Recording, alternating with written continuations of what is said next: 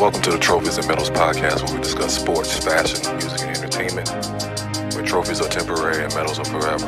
What side are you on?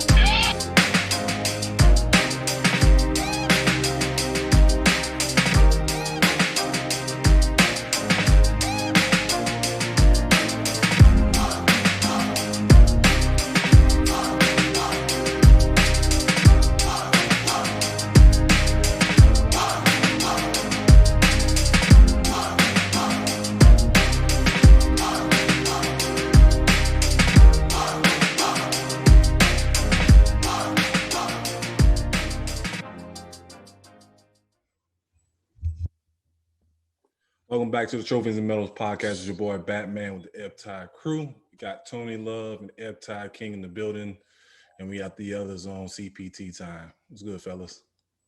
Hey, maintaining. Hanging in there. Yeah, Trying to bandit. Yeah, I'm trying. One limping, another one trying to avoid the VIG on a daily basis, Dick. So it's real out here. All right, this week, couple things. We'll do our second portion of our NFL preview. We'll be getting to the AFC South and NFC West today. We'll also discuss, which we need Raheem Goodell on here to discuss our new fantasy football league rules, because the ones he had last year was whack as hell.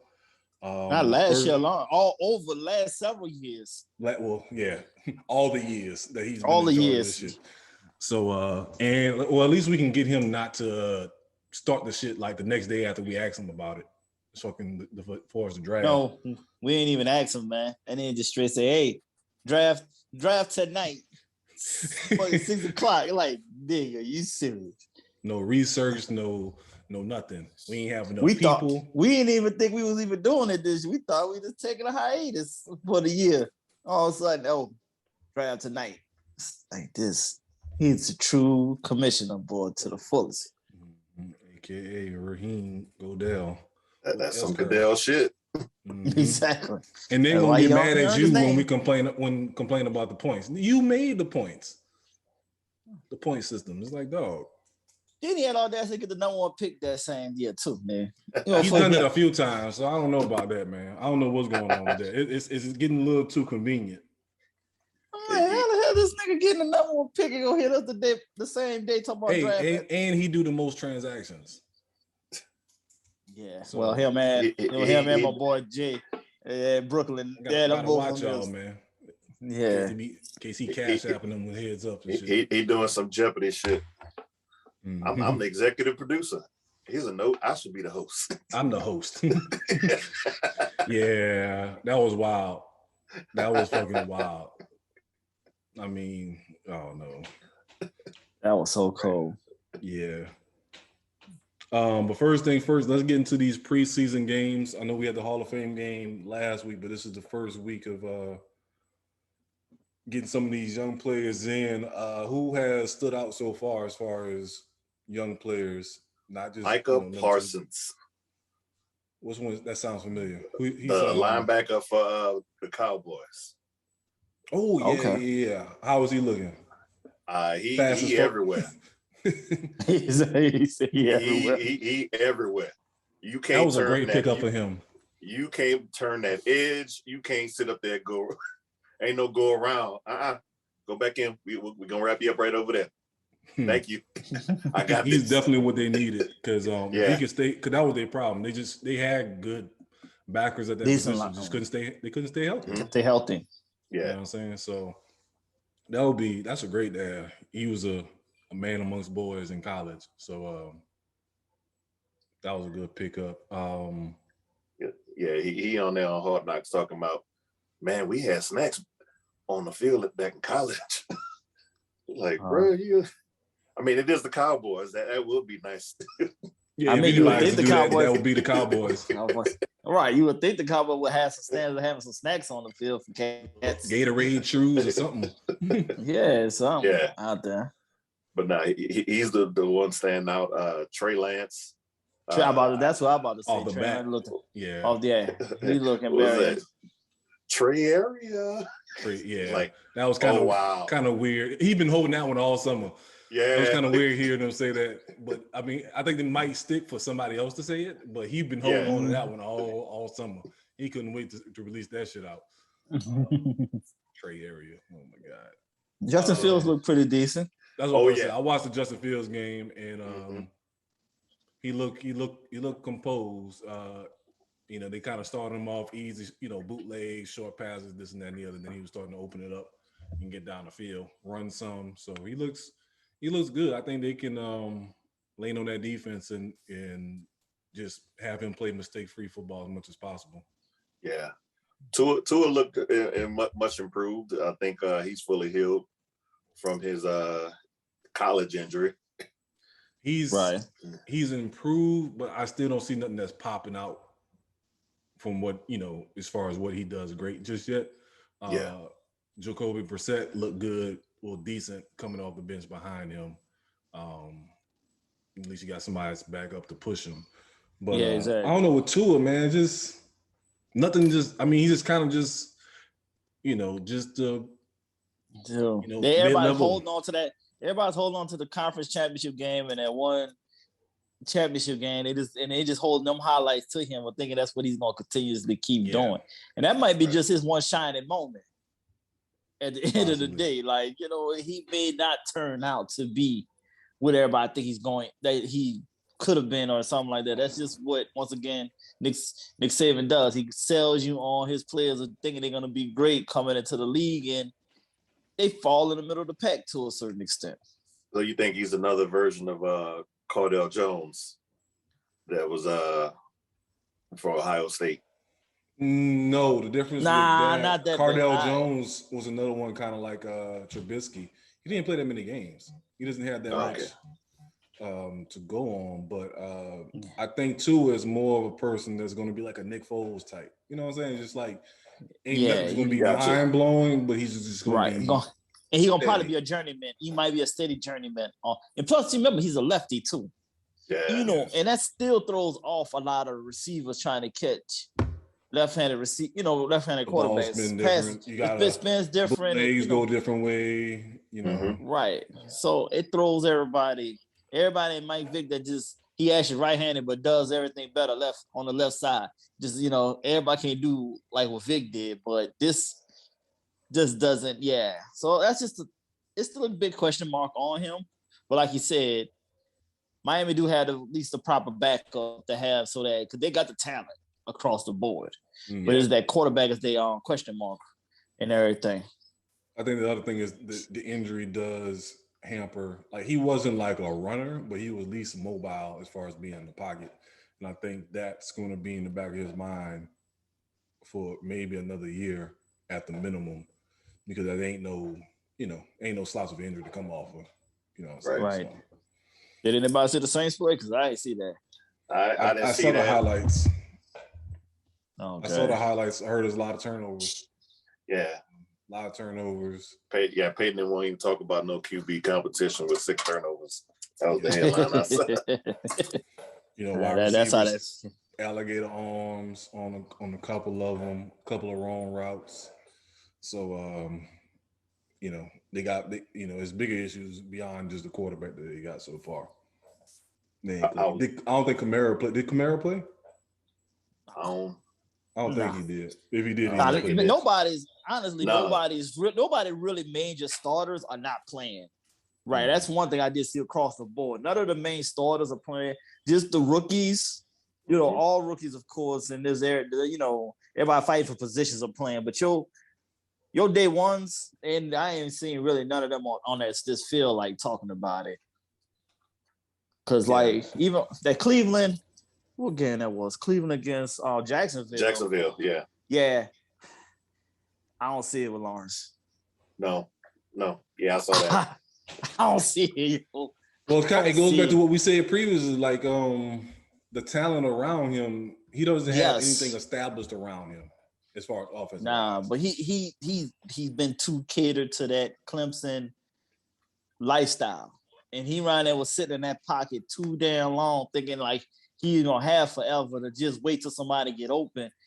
And the way how Cleveland was blitzing him every goddamn play, boy, that shit was looking scary. he one hit from being out for the season for sure. He keeps that up. When I believe him now when they say it's an open competition. I believe him. Because that's what he's been saying. Yes. Minshew was slinging that. And they didn't even keep Minshew in the game that long neither. They only let him play one quarter. Battle 1 quarter. Let him play a couple of series. Say, I'm gonna save you because we know we probably gonna need you in the middle of the season.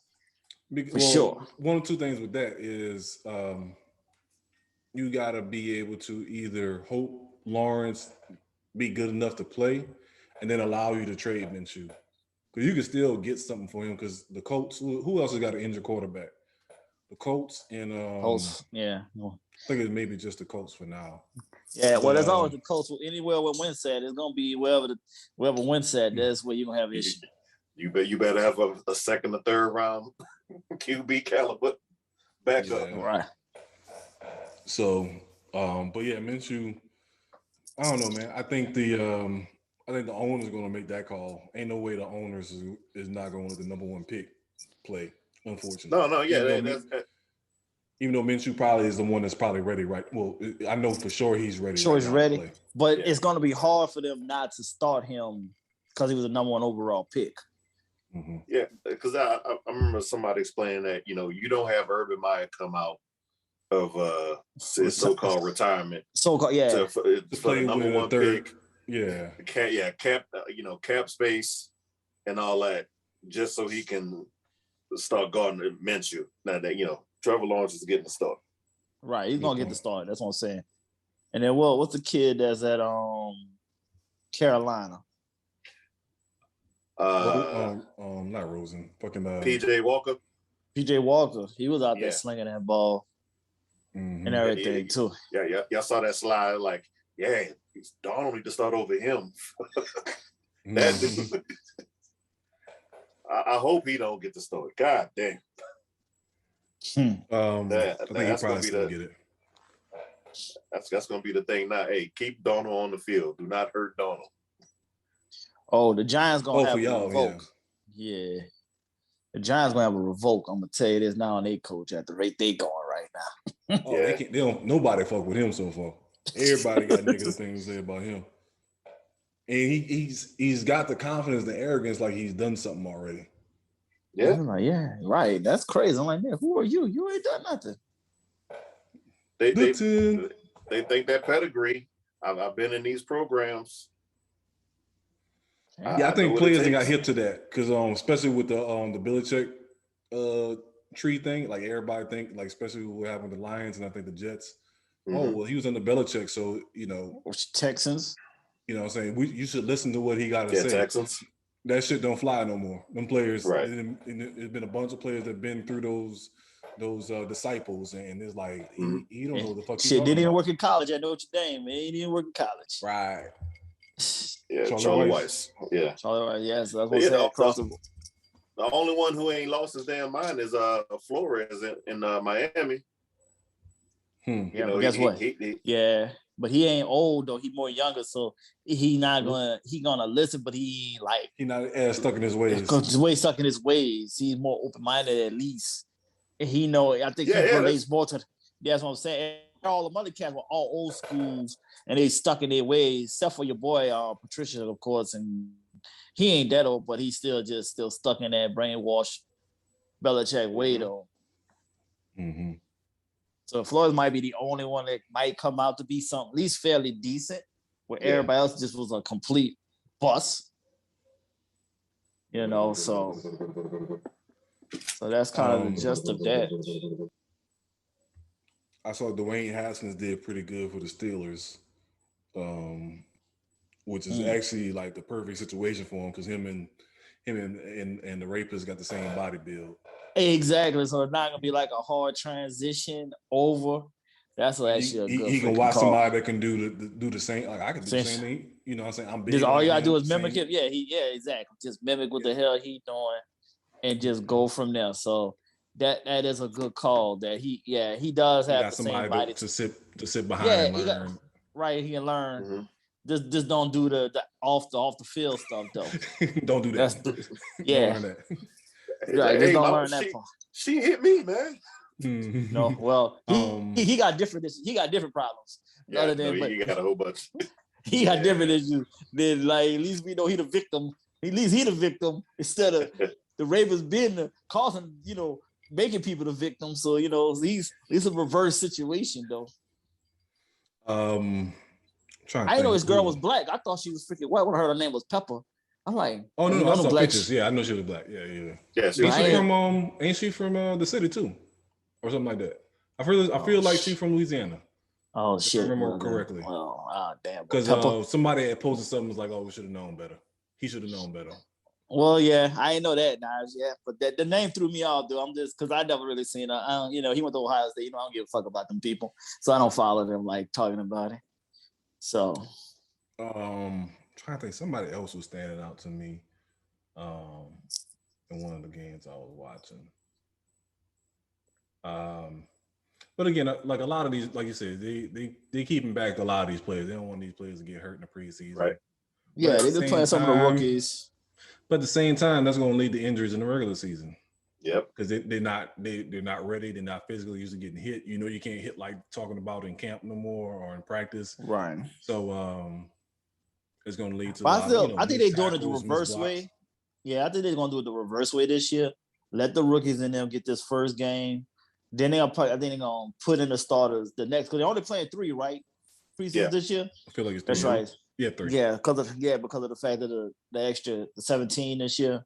Mm-hmm. So okay. So I think they're gonna probably have more of the starters play the next 2 games. We'll probably do like you said, next game a series, maybe a quarter, and then the next one they play the half, and then like you said, then be ready for the actual season. Kind of doing a reverse role type thing because they trying to figure out who can, like you said, they trying to figure out who they can see can do something now first instead of worry about your people that you already have. Mm-hmm. Which I feel like that makes more sense to do anyway. The other quarterback controversy, and then we talk about the Saints, Drew Lock and Teddy Bridgewater. They pretty much was a wash. Yeah, because that game was just shit. They just did. Who they played against again? Because they just beat the living shit. Oh yeah. We see how that's about to go for the Vikings. If you're gonna let Denver even in the preseason game drop 33 on you, yeah, y'all gonna have a long year. I think offensively the Vikings will be fine. I don't know about their defense. I ain't trusting no Kirk Cousins. Well, it's not just Kirk; it's that run game. So, like, you can have Kirk Cousins be mediocre. If fucking old boy. Not if Jefferson gonna be saying, "Damn." Nah. If Jefferson. Hey, Jefferson ball, Kirk. Yeah, but Jefferson still put up 1,000 though. Like that's the thing. Ain't like Randy Moss record. Ain't like he had a slouch ass year. Like he was still balling. You know what I'm saying? So it's him and Thielen still had their yards. Like you said, it could have been more in some games, but I believe those Cook and the receivers are well, I think I knew you about to say the same thing I was going to say. Go ahead. Yeah, those yards, those are garbage yards. I think a lot of that. Some of the podcasts I listened to, they were saying like Kirk Cousins led the league in like either most yards or most touchdowns when down 10 points or more. Right. It's those, we throwing it the fluff numbers. Yeah. We throwing it every play because we down numbers. Right. So, again, that's when you say numbers do lie sometimes. It's based on the situation. Yeah. Well, sports numbers gonna lie. That's the thing. I'm sorry. Sports numbers lie. Numbers can't lie, more than anything else. This ain't the music industry. This is sports. Sports, you can be on a garbage team and you forced to drop 44 points a game. In basketball, in some way, if you don't only score. I would make another amendment to that. I think people lie to themselves a lot with those numbers. Yeah. Yeah. Because like you can have a quarterback, like for example, when there was that playoff game the Niners had when Garoppolo threw like 8 passes or something crazy like that. It's like he had a horrible game. He was blowing them off the fucking line and running the ball. So, you know what I'm saying? It's, you can manipulate the numbers, especially with how in-depth numbers are now. Like they be coming up with the first quarterback in 18 years in the first 2 quarters to throw left-handed. You know what I'm saying? Just be all kind of layers and shit. It's basically like doing filters on Microsoft Excel. They just clicking all kind of random ass filters, just trying to figure out something to make this guy be at the top of the list. So Yeah. you can lie to yourself about some numbers. Not numbers never lie, but they do figure. Exactly. So, man. So yeah, it was good to see football back. My Mhm. Titans, beat the shit out the Falcons. But I think, which to me, it kind of shows that the Falcons are in trouble because they got no depth.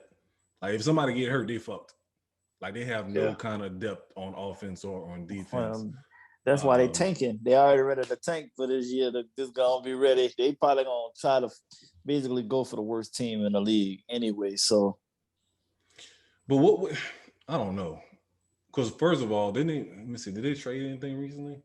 First of all, you gotta think about it. They got this Julio. That's it. Yeah, but do they? But yeah, that's been long. Well, they got the pick back. But I'm saying like do you get a quarterback that high? Like what, well, you just or they just need anything. Anybody good, they just need to get them. Like what? What they were saying, well, what team that Detroit. They just need a body. They need everything. Yeah. So what's your weaknesses? Everything. So that's just where they at right now. And then you still kept so-called Matty Ice on top of that too. Mm-hmm. But I think they brought in old boy from the Saints to develop that same, that scouting department that the Saints have. We get quality, no name, no big name. Draft. Yeah, late in the draft, quality players that we can pay for less, negotiate for less, and those that don't command the market. And then let me holler at you.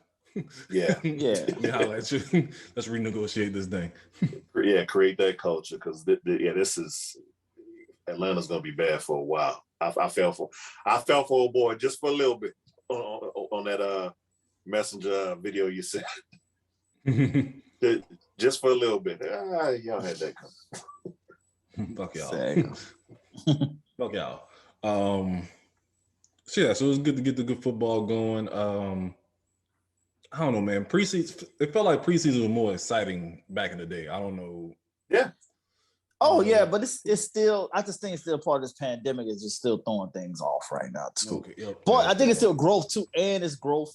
We getting older too, so we really we don't have the energy and time to really want to watch all of this. Watch these fifth stringers. Yeah, like we can still see this over highlights now and everything. I think it started to go down when Michael Vick got hurt that year. That's what I was going to say. Injuries. I think injuries play a big part of it because, like, you be too scared that you be holding your breath every game.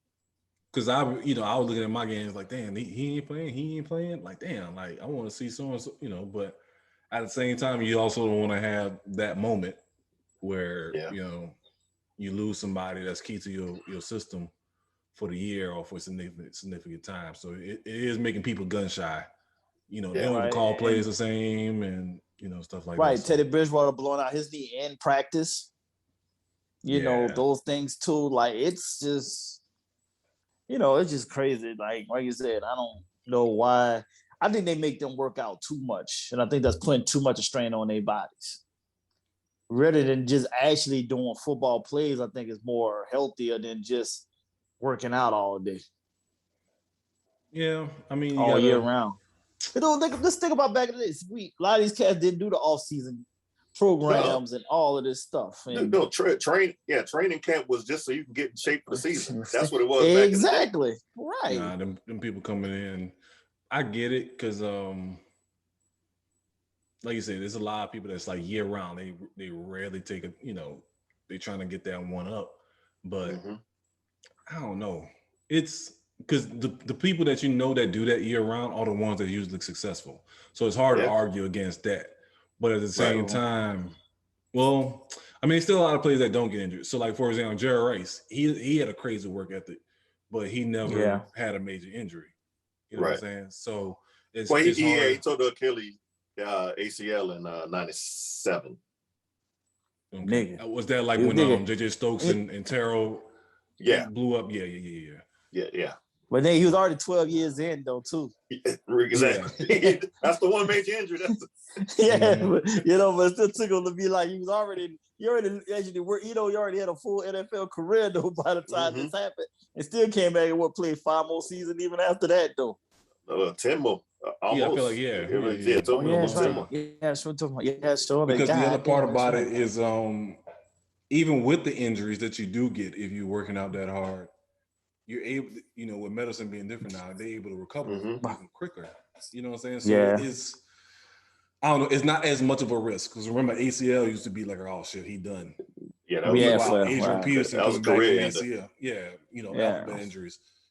Peterson come back in 6 months and tear the league up. So it's true. He's the extreme, but Frank Gore. Frank Look how many times Frank Gore tore all his knees up all before he got into the league. Clinton and then never got hurt, and didn't get hurt till he got into and then once he got in the league, never got hurt. I remember crazy. Randall Cunningham when he did one of his alphabet injuries. He was saying the shit was so bad. Like, this is after surgery and doing rehab. Like, he said somebody can steal his wallet and walk away from him real fast, and he couldn't catch him. Damn. Like that's how bad. I know that. Yeah. I like, damn. Like that's how crucial them shits was back then. Because that was like 91 when he blew out his shit back-to-back years. So yeah, that's it's a whole new age now. Like I feel like as soon as they have surgery, they got you back on the court or on the field doing drills and shit. Yeah. True. Yeah, Saquon gonna be a problem this year, trust me. Yeah. Oh yeah. Most definitely. But let's take a quick break and then we can come back into our preview and we can start off with the AFC South. All right.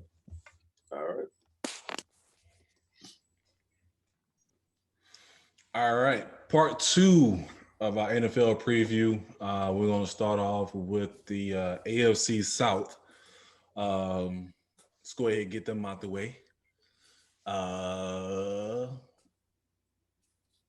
Because this is I know this is a breeze for y'all this year. That's why you won't get it out the way. Yours to lose. Exactly. That's the problem. That's the pressure. It's ours to lose. Ain't no pressure. 15-2. Damn. Oh God. God damn. Here we go with this shit again. And they going off the ledge again, boy. God damn. God damn. I'm gonna put 15-2 on them though. But shit, I'd have gave them at least 13-4. But shit, okay.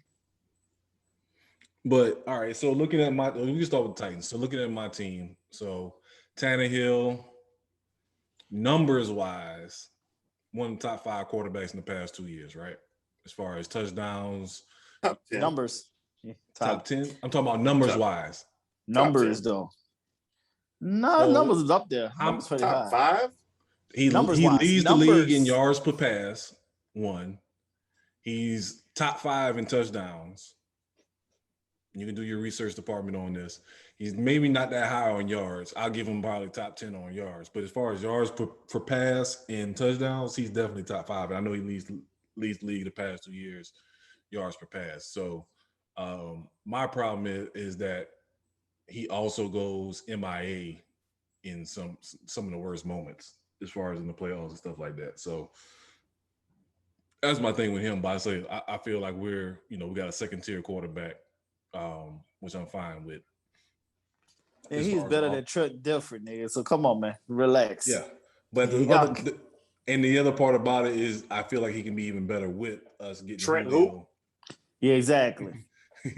Hey man, that dude got a ring. No, wait, who you said? Trent who? Trent Dilfer. What Trent Dilfer got to do with this? We just say he better than him. Just saying. Talking about having a mediocre quarterback win the bowl. No, he was serviceable enough to win a Super Bowl. Well, that's what I'm about to say. Like, we got Tannehill with Julio and AJ Brown. You know what I'm saying? So now you got deep threats. You got big physical receivers. So all you gotta do is not fuck it up. Basically, like we said with the division, don't fuck it up. That's all you gotta do. And then you still got this, I don't know, number 22 back there that you can hand the ball off to, which I don't want us to use him as much. I don't want him to get 2,000 yards. I want to, only like 1,500. You know what I'm saying? 1,700. That's all. Well, that's between you and him deciding want to hit an 80-yard run. So he can't control. He can't control what the fuck he decides to do. So you can wish that, but he guaranteed at least get what 4 of those this year. I just steamrolled 5 people and stiff armed 8, but let me stop because I don't want to get 2,000 yards. Like, let me run out the ball right now. Like, y'all know what I mean. Okay. Got limits the mileage, man. Well, it's his limited mileage. He didn't really get a lot of carries. He just he had those crazy ass runs. Mm-hmm. So that's it's like I said, I'm excited to see what they're gonna be on offense. Like I said, if Julio and AJ Brown can stay healthy, that's all I ask. Hey man, Julio was hurt because he had Matt Ryan as quarterback, and then he was not about to go out there and die, and then knowing he wasn't gonna get the ball in the 20-yard line. So fuck it, in the red zone. So they're like, fuck it, I'm hurt. He might not get the ball in the red zone with us. He gonna get at least way more. He gonna get it way more than what the fuck he ever got in Atlanta. I can tell you that. He's gonna get targeted more at least. He's gonna get the opportunity to do that. Mm-hmm. Right, and I was gonna lead the touchdown because he gonna make sure he catch that shit because he don't know if he ever gonna see this again. Right. Yeah. So the offense, like I said, it's gonna be crazy. The offensive line coming back. Taylor Lewan's back. Out there probably gonna get his 5 penalties per year. Unsportsmanlike conduct. So he's gonna be back with the attitude. We got, so the offensive line is straight. Like I said, offensive wise, we legit every level. Problem is gonna be defense. If Bud Dupree could come in and get me 15 sacks, we Gucci. We good. That's the problem. And he coming off an alphabet injury. As Tony on being a true nigga over here. Anyway, this is gonna just eat clearly all on the screen like a true nigga. Yeah, because he's talking about 15-2. But yeah, exactly. That's basically what he's saying. I know what he's doing. He's like, I ain't even worried about these niggas. Exactly. He's just sticking to that. And this I'm going to grab on this that y'all later out here talking unnecessarily about these Titans. There's nothing else. Yeah. It's so you don't think there's no questions on defense? You don't think there's no questions on defense? So tell me what these questions are on defense. Like I'm all right. So look at our number. All right, if you go look at our numbers last year, we was probably like the bottom. Y'all were bottom 5 in sacks, bottom 10 in pass defense. Rush per carry was pretty high. And we didn't force no turnovers. Right. So that's what I'm saying. We had no pass rush. So that's the first thing. And we addressed that. We got Bud Dupree. We needed him to get him or Landry. Him and Landry combined need to get 25 sacks on both outside linebackers. I think like you said about your offense. I think with Henry, it's not his fault with those long runs. It's gonna keep that defense more on the field. So, but I think you improved. I think you improved. And then if Farley can step up and be a lockdown. 13-4. How about that? See, that's the number I put out there. I mean, as long as we win the division, that's my thing. We need to win the division. Gonna win the division. It's all about how far of a gap you're gonna win the division is what the catch is. Y'all clearly gonna win the division. It's just about how what's your record winning the division going. It's the catch. Oh man! I'm still waiting for these holes in the defense. I just gave you the holes in the defense as far as what the numbers were. You looking at names. The names didn't do shit last year. The only thing we changed from last year to this year was Bud Dupree and Farley. Hey, look, the only thing that changed apparently last year was COVID anyway. So look, we're not talking about what last year was. Did y'all keep a kicker? I don't know. Yeah, I know the kicker fucked all over.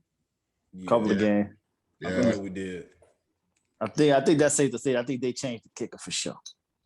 Ain't no way you're gonna keep the same kicker that he kind of missed a few opportunities. It'd be nice. I think it's safe to say he's not there. He kept the other team in games that y'all should have clearly won. Because the Texans, we had a couple Texans games that was harder than what the fuck it was supposed to be. Deshaun running for his life. We couldn't tackle him for shit.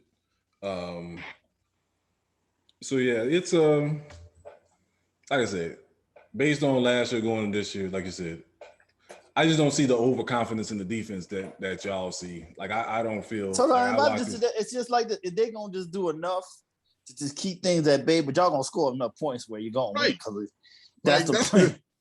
That's the key factor. You gonna score enough points. So here's the thing. We're not saying like you got the Baltimore Ravens Super Bowl defense or even Tampa Bay. Like that's not what we're saying. We're saying because you have a running game, you have a that's going to then dictate the minute of the game is going to then allow your defense to look and there's no way your team, your defense not gonna give over 21 points a game. It's safe to say. And y'all gonna either average over probably damn near 28 a game. Right. So that's why we're saying.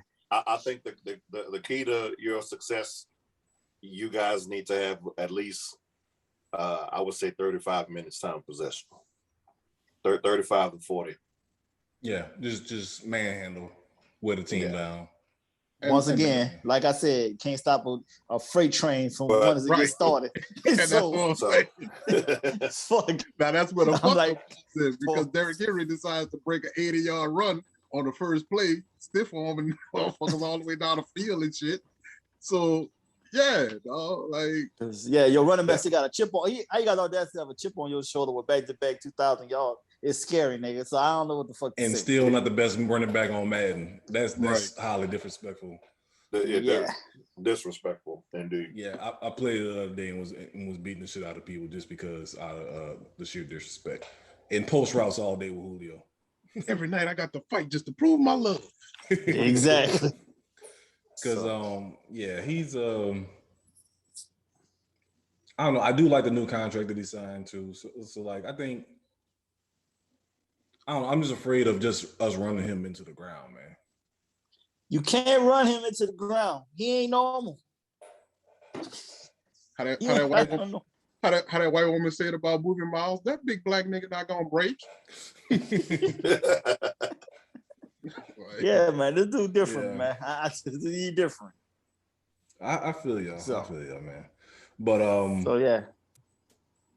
Let's go on to the next goddamn. Let's go find out who's gonna fall who fight for second place here. Let's get to a real trouble team. So like the Texans. Let's go to the Texans. I can take this fucking leather jacket off. Yeah, you about to pass the fuck out. Yeah, exactly. He went a tight leather jacket. About to black out. Houston Texans, man. So I know we talked plenty about Deshaun Watson and his troubles. We're not even gonna get into that. As far as the off the field shit. But he's been at camp, you know what I'm saying, participating, whatever. I know Tyrod Taylor was supposed to be the guy that comes in that's going to be playing in case he's gone, because I mean he's going to eventually get suspended or traded or one thing or another. Like I don't see how you avoid that. So somebody got to come in and step up. And Tyrod Taylor, besides Virginia Tech, he always ends up in a fucked up situation. You mean State Farm? State Farm, what you mean? That nigga's always somebody's insurance. Yeah, he's somebody's insurance. Exactly. Josh we Allen. We don't never bring Tyrod in to be Tyrod. Like, be the man, right? Nah, right. Just in case this other guy don't work out, we got him. Because he was behind Flacco. He was behind Josh Allen. He was behind. No. He was before Josh Allen. Yeah, he was before Josh Allen. And then became the backup. Hey, I ain't getting mad on that, Josh. Nah, Josh Allen said, fuck all that. I'm about to take over this shit. This mine. I'm about to say, you in camp and you see Josh Allen walk in, I was just like, okay, I see. But that's what I mean. Even then, he was the man, but right, but it was like we can do better. Yeah. I'm sorry, you can't pass it, Josh Taylor. I'm sorry. That's just different type of beast though. But that was just like you said, that's just the luck of the draw of like he just fell in Buffalo's hand and like, yo, we gotta make this happen. But but he was behind Baker too, huh? Yeah, he was behind Baker. That's the one I was missing. No, he was before. He started. He started. But again, he got hurt. Just in case Baker don't work out. We got you. San Diego screwed him over. He lost the game. Then they lost Oregon dealing with them. They took him out. They took him out. Yeah, he got paid for that shit nicely too under the table. I'm gonna tell you that right now. Too. They paid him lovely for what they almost fucking fucked over him with. So just the fact he on the field is a good thing. So, yeah, I mean, and Tyrod has made a lot of good money at the same time too. So we can't boo-hoo too hard for the man. Because we don't get too many black quarterbacks as a journeyman that just can stay in the league all the time. Too though. So that tells me another thing too. Like he's a good locker room guy. He has to be like the coaches gotta love him for him to go everywhere and get these opportunities. Because like you said, it's not many black quarterbacks that get to be a journeyman and always get that, whether it's to be insurance or not. He's still getting that opportunity. The opportunity to get some, to sit there and make a couple of mil a year. Because there's only two ways, black or white, that you get those opportunities. You got to be a freakish athlete, or you got to be just a great locker room guy. So, like another person that comes to mind was Jeff George. Nobody likes Jeff George. Anybody that I heard talk about Jeff George say personally they couldn't fucking stand his ass. But one thing you could not deny was that cannon. You know what I'm saying? So, like, so he probably drank 12 beers the night before the game and still come out there and throw for 300 yards. Look like Chase Daniel still stealing money to this day. Yeah, I was about to say Chase, that. We was talking about that the other day. Like I forgot who he's on, who team he on now, but somebody said that yesterday. We playing, he went on San Diego. Right now. Yeah, that's what he said. My boy, a Chargers fan. He was like, man, what the fuck Chase Daniels doing here? You know what I'm saying? Like, I think career salary, he's made $40 million and he only had 1,700 yards passing for his career. You know what I'm saying? So must be nice. Can we go back to how you got Rich Gannon walking into the stadium like he's Stone Cold or some shit? popping beers as he's going. Yeah, because Rich Gannon was another one. Like he's everywhere he's went. Like he couldn't deny his because remember back then there wasn't many mobile quarterbacks. Period. So to have a white mobile quarterback like that, and with all his injuries and still be athletic was the other crazy part about it too. We got Jacoby Brissett. He's still in the league too. So we got two black quarterbacks around here getting money. Yeah. Shit. Even what fucking suck ass Geno Smith in the league still. Yeah, Geno Smith. Getting his ass lit up. Your Raiders took care of him. The Raiders look good, man. Teammates still breaking the jump line. Oh yeah. I forgot about the jaw break. He's gonna turn the bottle of that one. I ain't gonna keep him going on that. So okay, now as we were saying. So this Texans roster is run heavy. Well, is that really called run heavy? Well, that's the only thing I'm about to say. That's what they're going to lean on. Do they still got all these past their prime running backs still, or they went young? Your boy is still young. Philip Lindsay still young. No, Landry. Philip Lindsay from the Broncos. But that was from the Broncos, man. He already was hurt too, though. Does that really count? I mean, because when you go everywhere else, it's horrible, man. This put a big X on this team and let's keep it moving. I picked him to be last place. Yeah, that coach. And that's the crazy part. I don't think they're gonna be last place. Well, I don't know how. That's the scary part when we get to these other teams. I don't think that coach is gonna be around for next season. He's definitely out. He's definitely. I think they think they hired him to try to appease to Deshaun, and Deshaun said stuff. That's when the off the field shit came up. Yeah, he's the worst one. If you ever saw that Steve Smith clip. Yeah, let's don't bring this. Steve Smith was highly disrespectful on that, though. God damn, you can't tell the truth that hard though about a man on camera, man. At least say that behind the scenes. I'm gonna let these kids know. And they disrespectful. This at the Pro Bowl. We all good at the Pro Bowl. What the fuck? And they hit that strong. I'm letting y'all know y'all up shit creek. Y'all know right now. He don't know what the fuck he doing here on this field. Just let y'all know. Too many Mai Tais. Next, we can go to Jacksonville, Duval County, the Jaguars. We kind of mentioned some of it earlier. It's first week of preseason. They're gonna do better than the Texans. Lawrence didn't really pop off the field just yet. Still got Minshew, which I think is. I don't think he'll ever pop on the field, honestly. You don't But think? my thing is, Mhm. And they don't have anybody. Like They don't have anybody established. established as a weapon on their team yet. You know what I'm saying? I think No, that's he what's still gonna think he hurt in him. Clemson. He think he's still in Clemson with offensive line or something. That's what the fuck his problem is. Like he needs to understand there's a clock. He need to develop a clock in his head. Say, I need to get this shit out of my hand in 5 seconds. Goddamn it! 5, 2, maybe 2 exactly. Snap it and throw. Just don't even look. Just snap it and throw. Yeah, so I knew it in when he against LSU and Ohio State. You know, he can't come back. He a front runner. Yeah, it's easy, you know, so you can lean on the run game and stuff like that. But yeah, it's a different monster, like you said, and there's also different talent level from the ACC cornerbacks to what you play in the league too. Yeah, Right. Well, technically, but yeah. What you mean technically? Well, because like the cornerbacks in the ACC that he's facing, he's about to face in the AFC South. It's just gonna be more of them, right? Because it's literally Fulton, right? Like the guy from Virginia Tech. So you're Farley. Essentially, you're essentially but like you said, it's not. So you're going from. So for example, when you play Clemson, you play Virginia Tech, you just got to deal with one of the monsters.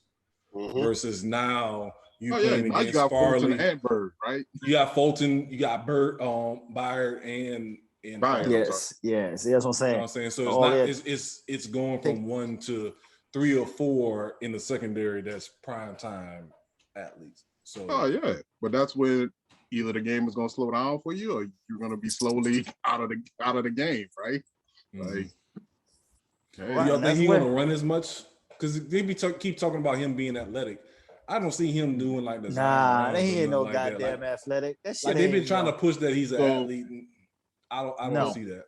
He breaks a 50-yard run a few times or whatever when the whole defense over pursuits to where he's strong. Yeah, exactly. Yeah. And see, when I think of athletes for a white quarterback, I see shiftiness, a little bit of elusiveness. He ain't got none of that shit. And or at least tricking somebody. Like, you know what I'm saying? Like, for example, Mark Brunell was somebody that was shifty. He might not have had a top end speed, but he'll at least be able to get you on the edge and break you down and be able to go. I just don't see that with Lawrence from anything I've seen in college. So I just don't see how he can do that on the next level. But like you said, if it's just a wide open field, he can run straight ahead like a motherfucker. But at the same time, we'll get to the NFC East another day. But with your boy, Danny Dimes, you know what I'm saying? He tripped over his own feet running straight ahead. So I mean, right, exactly. It's I don't know. I think if one of them big receivers they got in Jacksonville can take the jump, it'll help him. But no offensive line and no running game. So he has nothing. But again, because they tried to draft his college running backs, I guess to make him feel comfortable. Yeah, now you got to check down. But I mean, he can catch. Yeah, but he's not a running back. He's just he's just more of a slot receiver. Yeah. Yeah, I mean I think that's what he came in the college as was a receiver, and then he was just better than everybody on the field, and they made him running back. Yeah. No, they didn't have no. No, they had him as both, but he's they actually had him as a running back though. But he's really a receiver. He's more of a receiver. Ain't he from Jennings? Yeah, because he was supposed to go. He was well, I didn't say he was supposed to go, but the reason why he didn't go to LSU was because it was during that transition between Les Miles and Coach O, and Les Miles really paying attention to him. But by the time Coach O came into it, he was already gone. Because they had the video. I'm going to the real Death Valley. I'm going to Clemson. Yeah. And okay, nigga. Shots fired. So okay. It's gonna be a rough year for him. But I just feel I don't know. They coming last. I'm putting them in. I'm coming last in the division. I got them last in the division. This is I got, and this Oh, is no, I why meant to this- say. That's what I meant to say. That's what I meant to say. Yeah.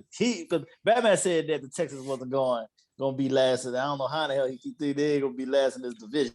This is Texans. the reason why I think they're gonna be last. The Colts are gonna be last. They don't have no quarterback. The Colts is who I'm picking to be last.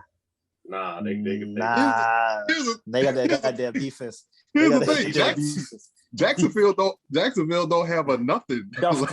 Exactly. And I'm still picking the Texans to be last. Right. Damn. Like, So the Colts, I don't know, man. Just to me, the Colts are they just got bad luck, man. I just feel like they get one side or the other. That's their drunken owner fault. That ain't our fault that their owner can't hold his liquor.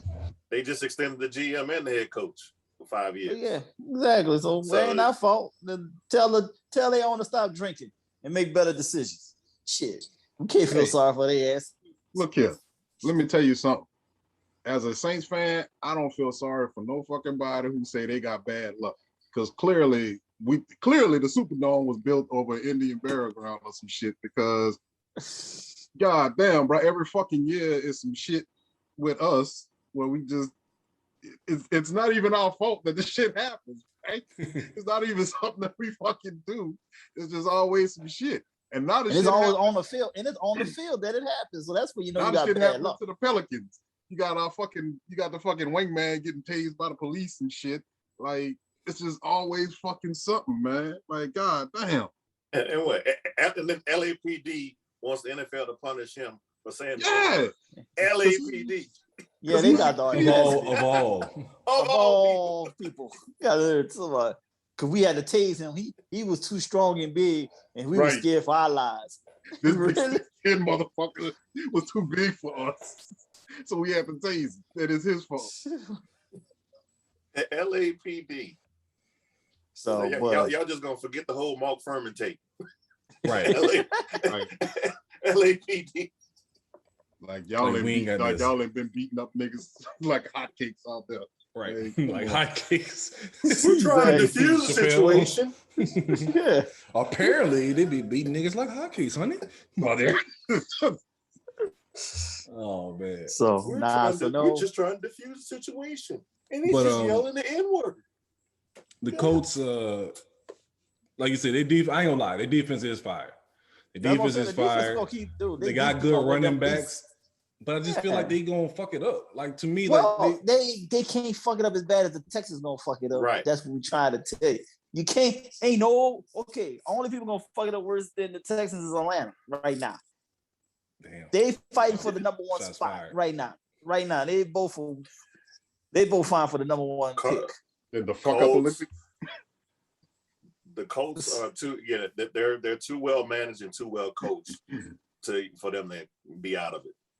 Yeah. Yeah. They always know how to stay in the middle of the pack for some stupid reason. They just know how to they do got the there. coaching up, comparing looking at the Texans. Because like you said, this dude was a wide receiver coach for the Texans for the Baltimore Ravens, and the Baltimore Ravens pass offense was very mediocre. That best. Garbage. Yes. I was trying to be nice. And he is nice. He is a 65-year-old first-time head coach. Oh god damn! Think about that. God damn! Let's put the man in nursing home already. 65-year-old first-time head coach. That man be ready to watch the participation. He ready to be watching the news. Yeah. Hey man, every day we look on Instagram and we see old people getting college degrees, going back, getting different careers, and we celebrate that stuff. Now you're gonna penalize the man because look, it's not about when you start, all right? It's how you finish. Hey, well, he should have started in a better team than this team. Because he walked into a failing situation. You weren't even a coordinator, sir. You were never a coordinator. He's always been a position coach. Which is crazy to me how he got the job. Plays. Like to me, it's like he had to mouthpiece the hell out of the interview. Either that. No, he didn't. No. Nobody wanted the Texans. Yeah, nobody wanted the job. Nobody wanted that job. Nobody wanted that job. Yeah, nobody wanted this job. The fucking the general manager or whatever he is used to be Nick Easterly, a chapel or some shit like that. Nick Easterly. Yeah, this is a walking disaster right now in the Texas, man. This is man. Nobody wanted that. Nobody wants that. Man, they know Deshaun wants out too. Nobody wants this problem. Look, when I can't even remember the dude's name. That's how much he don't say shit. Andre Johnson. Yeah. When Andre Johnson is look, and I can't remember the dude's name. That's not quiet. No, exactly. He don't say shit. They say it because he tweeted about shit, and his previous tweet was in 2009. Right. Hey, speaking of, I was watching on the Vizio. They were showing like classic games. They had a 2009 Titans and Texans game, and him and Finnegan was fighting. Not the infamous one, but they was fighting on the sideline. Not the one that we was giving them bolos, but there was another one that it was fighting. That was nasty. That was nasty. That's called a grown man putting a child in his place. Hey, Finnegan, swear to God, he was Charles Woodson Jr., dog. Like, he just had the confidence. And I blame my team for putting that batter in his back. Like, we used to try to use him sliding blitzer. Fisher, blame Fisher. My bad. Fisher. Not your team. Fisher. Putting that battery in his back that he's that guy. Or we want you to be that disruptive DB, this and that and the other.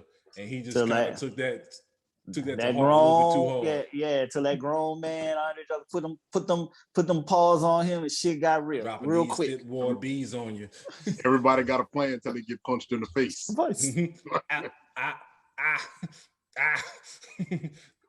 Lighting his ass up. But exactly. But yeah, that's you got a strong man. You got a strong man. Mm-hmm. But yeah, like you just said, but even when Andre Johnson said, get out of here, kid. That's like, shit done. Shit is real. Like, nigga said, nah, man, don't waste the rest of your career here. Get the fuck out of here. Oh, man. That's a whole other level. So yeah. So Houston we still put Houston last automatically. It's gonna be Tennessee all over again.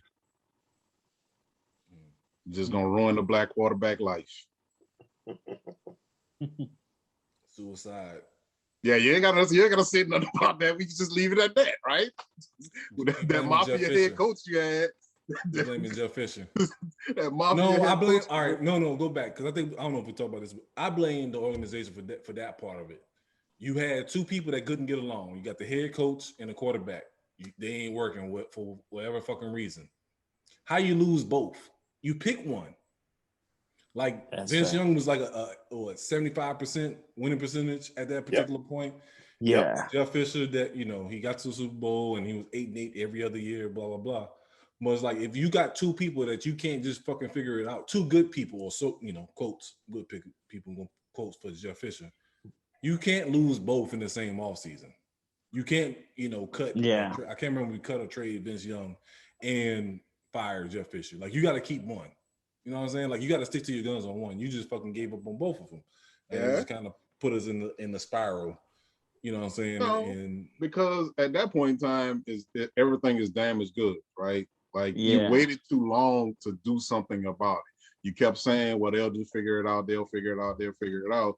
And before long, now you got Vince Young, who's damaged, and you got Fisher, who's like he's Teflon. Yeah, right. He's Teflon. He felt like he couldn't be touched or do nothing wrong anyway because he was already so respected, supposedly respected so much in the league and everything. Such a good guy, but we see that he didn't know what the fuck he was doing this whole time. He's the Les Miles of the NFL. Right. So, I mean, that's what pissed me off about that situation. And then the game I was watching today. That's the insult to Les Miles. That's why I was fuck Les. But we went to Miles, dude. We had to go to Kerry Collins, you know what I'm saying, at quarterback. You know what I'm saying, at the Vince Young. We made the playoffs. We still had CJ. You know what I'm saying? But that's crazy that we went from having this young, promising quarterback, that had this crazy college career, to having to go on to fall back on Kerry Collins, which, you know what I'm saying, we had weapons, so he kind of made it work, but it wasn't something that we could build upon. But that's the thing. It's just like, how bad was it that you couldn't make it work with Vince Young when, again, they made it work with Kerry Collins, right? Yeah, exactly. What the fuck is Jeff Fisher thinking to like just you got to be so hard down that you don't want to conform to nothing new that you're willing to sacrifice this whole He wasn't the prototype quarterback, which right. You know, he scrambles too much, he innovates too much. But again, he was winning games. Like it wasn't the pretty shit. Hey, look, I think he was 47 and 17. Something crazy. I was saying it's something ridiculous. Like it's almost 70%, 75% winning percentage. Yeah. So like he just won games. So like, you know, the same shit they said about Tebow, like all he does is win. And Tebow did it for like 5 games. He did this shit for multiple seasons. You know what I'm saying? Exactly. That's what I want to understand. Like, so nobody likes. There's a very small percentage of teams, upper management that likes ugly wins. You know, they want it pretty, they want it exciting, and something that they could follow. I think Belichick's the only one that gets away with it. You don't want a 9-6 win, right? You want the 32 to 28 or some shit like that, or 42 to 14, right? You want the scores to look evenly round off and pretty when it's up there, and you can sell that. But a 9-6 win, nah, like you expect more out of it. So and that was the problem. People expect and that was too many ugly games. It was too many ugly games. Hot take. I honestly think that if Tim Tebow if Urban Meyer had coached Tim Tebow in the league when he first came in, Tebow would have been better. Like I think you just had to give you had to conform. Yeah, you had to conform your offense to what he does best, and which is what a fucking coach is to do. Right, but when you try to make him what you want him to be, then why the fuck did you get him? You know what I mean? Exactly. Like, get who you was just trying to fit into this. That fits your system. That's like going to McDonald's and trying to get healthy items. Like, why the fuck are you in McDonald's trying to eat healthy? Yeah. Right. Exactly. All right, let's do a quick break and we can jump into the NFC West.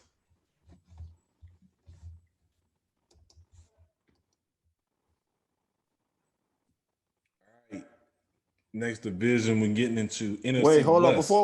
Before we go into that NFC West real quick, did anybody know that Tebow got married last year? Yeah. Oh, so he lost all his superpowers? Nah, he's probably gonna gain superpowers now. So that's why they're automatically not gonna go into, they won't be in last place for sure. Nah, he gonna lose his superpowers when he lose all that strength. You know what I'm saying? She's gonna be draining. I think gonna be the opposite for him because he never had the type of power before. So he's might have developing new powers. When you get all that man on top of you, just boom, yeah, bust off. What she said? 35 years of built up. Yeah. Sure, it might make him like this more, more agile, more for Nah, fuck that. What boxers do before a fight? This is different. This ain't boxing, man. This ain't boxing. Baby, it makes me light on my feet. Make me a better cop. So man, Tebow might be out here, might have a decent. He ain't giving me no quality time. Yeah, he might be a decent little. On tight end this year. We never know. A miracle could happen. Well, yeah, hostile, agile. Yeah, I didn't know that. I did not know that. Yeah, he got married last year. So I was like, he might be a little productive. Yeah, I mean, this season. Over under how many kids he have? I say 5. Oh yeah. She's cute too. So yeah, he gonna shoot up the club a lot for sure. That's a given. I think it's gonna be 3. It's gonna be 3. I stop that. I'm saying he too Christian, your Bible thumper nigga. Nah, he gonna try. Yeah, but I think he kind of late to the game though. Like if you had to call him in his 20s, yeah, he'd be about 8. But he kind of older now, so he ain't, 35. Hey, I don't know. That ain't too. Yeah. You get 5 before 45 now. You gotta think about that. He gonna have that one. And now he in that stage where he want to be home, right? You want to go everywhere with the kid, and then you find out your kid's an asshole, and you don't want to have no more. That's facts too. You're like, this is the last one I'm having. Fuck that. Nah, I'm good. Yeah, that's facts. Yeah, man. So, congrats to the man though. That's a good look for him. Fine, sitting his ass down. So the NFC West. NFC West. This is the division we don't care about, but it will be interesting. Basically, it's going to be competitive, but nobody cares about because nobody watches NFC West games. I want the Rams to lose. I want them to fail. Why is that, sir? I want this Matthew Stafford experiment to fail. Get rid of. Hey, man, don't do that to Matthew Stafford, man. I rise for Matthew, man. He good people. And that's the good bad people. part about it. That's what I hate so much. Yeah, I like him. I like him. I hate to like him. Yeah, I get it, but I think. But I don't want to see the Rams win though too. At the same time, right, I don't really want to see that. But I do. It's exactly. I can't even go 500 no more. Win, but I want to see the Rams. I think that the arrogance of saying, "Hey, I don't think you, even though you brought me to the Super Bowl, I'm going to still get." I can't figure it out with you. Who's never been anywhere. Playoffs. I don't think he won a playoff game, right? Yeah, never won a playoff game. I think he can do better with him. The arrogance of that. The fucking arrogance of that. I was like, yeah, but still, man. I think with their head coach, they run into that curse of him being called a genius early. You know what I'm saying? Oh, definitely. Yeah. So definitely. like that's, you know what I'm saying, with golf, you know what I'm saying, it was a genius because it's the play calling, which again, play calling is easy when you got a running back that's giving you 5 yards of carry. Right. Oh, yeah. You know what I'm saying? And the fact that he was getting you 5 yards of carry on a bum knee after having the alphabet injury in college. So, like, you know, you ran him into the ground. But here's the thing: 5 yards running and catching, right? Yeah, like, either way. Mm-hmm. Either way, he was the epitome of the offense. Like he was the full fledged. And then when they collapsed everything in, he was getting down the field. It was like this emotional fault to Todd Gurley, right? Like just true. And that what made me notice now as y'all said that all these coaches are all the same. All arrogant. I mean, yeah, they all considered prodigies. They was all thinking like they're geniuses. They all considered as geniuses and all of this stuff. And none of them, except for Pete. And he fucked that up by fucking up the other opportunity to win the Super Bowl, to tarnish that one that they did win. Yeah. So, we'll get to that. You know, so that's why I said this is a division nobody really, it's going to be decent, but we don't really care. It's going to be highly competitive. I will say that. It's going to be highly competitive. If the 49ers are smart and put that rookie in, please put that rookie in. I've seen the camp videos. He throws dimes. With the Rams though, like you said with Stafford, you got somebody that got a big gun. He ain't never had this much talent. No weapons like this. Nah, not as far as offensively and on the defensive side of the ball. Yeah. And we talking shit, but he ain't never even had a coach like this, right? That's just like he never even had a coach. No. He had a board. Caldwell. Caldwell. You had Caldwell. They had Caldwell. And when they was going their playoff runs, that was the most wins he had under a coach. Okay. Good point. That's a good point. That's a good point. And they let him go for Patricia. Yeah. But players wise, looking at offense wise, all right. Of course, he's probably had the most talented player in Megatron. Megatron, yes. But looking like every level. So running back, you got 3 good running backs. You got 3 good receivers. Who got a tight end? I don't think they got a good tight end. They like 3-4 deep at wide receiver. They got Henderson, they got Akers, and they got somebody else at running back. So you got 2-3 good running backs. And then on the defensive side of the ball, you got top 5 corner, Jalen Ramsey. Some may say the best. You got Aaron Donald, was defensive player of the year. There's like, again, just don't fuck this up. Wait, basically, why did they have? I watched the game last night. Why the hell they had to be being an announcer on that game? Who? Akeem Talib. Talib was. I forgot he's in the media now. Yeah, nigga. They got nigga. They got to sit that nigga down somewhere. Sit him down ASAP. How the South hell Dallas, this right? nigga, South Dallas, right? no Garland, and him and his mama out here shooting people. How the hell this nigga get a job? The mama, him and the mama shoot at his sister baby daddy, talking shit in their house. They say, "Oh, you want to talk shit in this house? Pow pow!" Everybody get the fucking running out. Shout out to Garland, man. Hey, man, that's what my son uncle at, man. Definitely, he need to be a sideline reporter or something, not the full game. They haven't doing a full Where game. he went to college at? Was it Kansas? I think it was Kansas. Yeah, he went to Kansas. Yeah. Oh my! I'm trying to think of how he got this connection to get in, because he's called a few games last year, the past 2 years actually. Dude. So like I'm kind of curious like how he got the connection. And he's snatching chains on the field. Can't let this kind of niggisms. He gotta have some connection, man. Man, he got some dirt on somebody that he holding over their head, and he's like, yeah, y'all give me a goddamn job. I'm gonna keep making some money. Cause everything was just straight ebonics all the way through the whole thing. I said, look at this nigga here. Is he like the NFL version of Kendrick Perkins? Worse. Basically. No, I did not. He ain't the Kendrick Perkins level. Kendrick Perkins is a lot slower. He's Brandon Marshall. Brandon Marshall. I'll put Brandon Marshall. He's more ghetto. He's the more ghetto version of Brandon Marshall. He's not articulate. He ain't articulate at all. No. Yeah, because they tried to set him up a couple times, and he just dropped it. Like the wide receiver they have for the Rams, Tutu Atwell. No, Tutu Atwell. He's Ole Miss, yeah.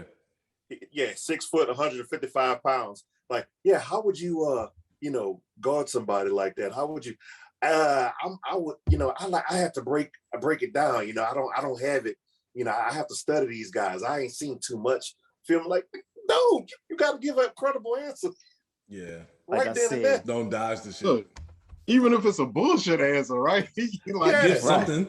Guys like that, I typically like to, do a little pump and run on them, size them up, something, see like what I said, let a nigga out here speaking for a whole still game. Playing, dog. Right. You answer that question like you hiding answers. I can't give away secrets. Right.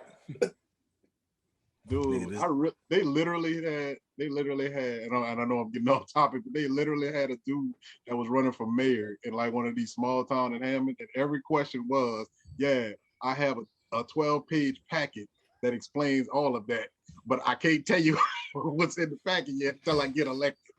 Wow. And that was his campaign. Like, hey, you know what? Secret sauce. I respect that secret sauce, goddammit. I need y'all let y'all know. I got the secrets here. I got the code breakers all in. Hey, let me in and I'll tell you. Let me in for you and let you know though. And that's what Mitt Romney did. Against Obama. Yeah, 40. I got a 47-step process. Oh, really? What is it? I can't tell you once I get elected. I can't let nobody else take my stuff here, man. You can't get one step. Nah, no, not even a generalization. Not even Drew Hill 5 steps, nigga. Yeah. To eternity. Fucking. Hey, I mean, whatever your hustle is, you gotta do it, man. Yeah, and work for somebody. Yeah. So I'm just saying that was comical. Just listening to him last night, I was like, wow, I'm glad I ain't gotta listen to this all season. I'm glad I ain't in LA. Nothing is worse than Avery Johnson NBA draft. So you still hurt. I'm glad I missed it. I see that. Yeah, I'm glad I didn't see that. I'm glad I ain't succumbed to that. That was tragic, son.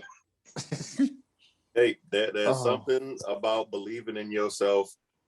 For somebody believing in themselves more than you do. Hey, you're right. There's something to that. You're right. But it's also the Napoleon complex with Avery too as well. Like he wasn't supposed to be somebody to make it to the league. Like, what about Avery Johnson speaks NBA? Can't shoot.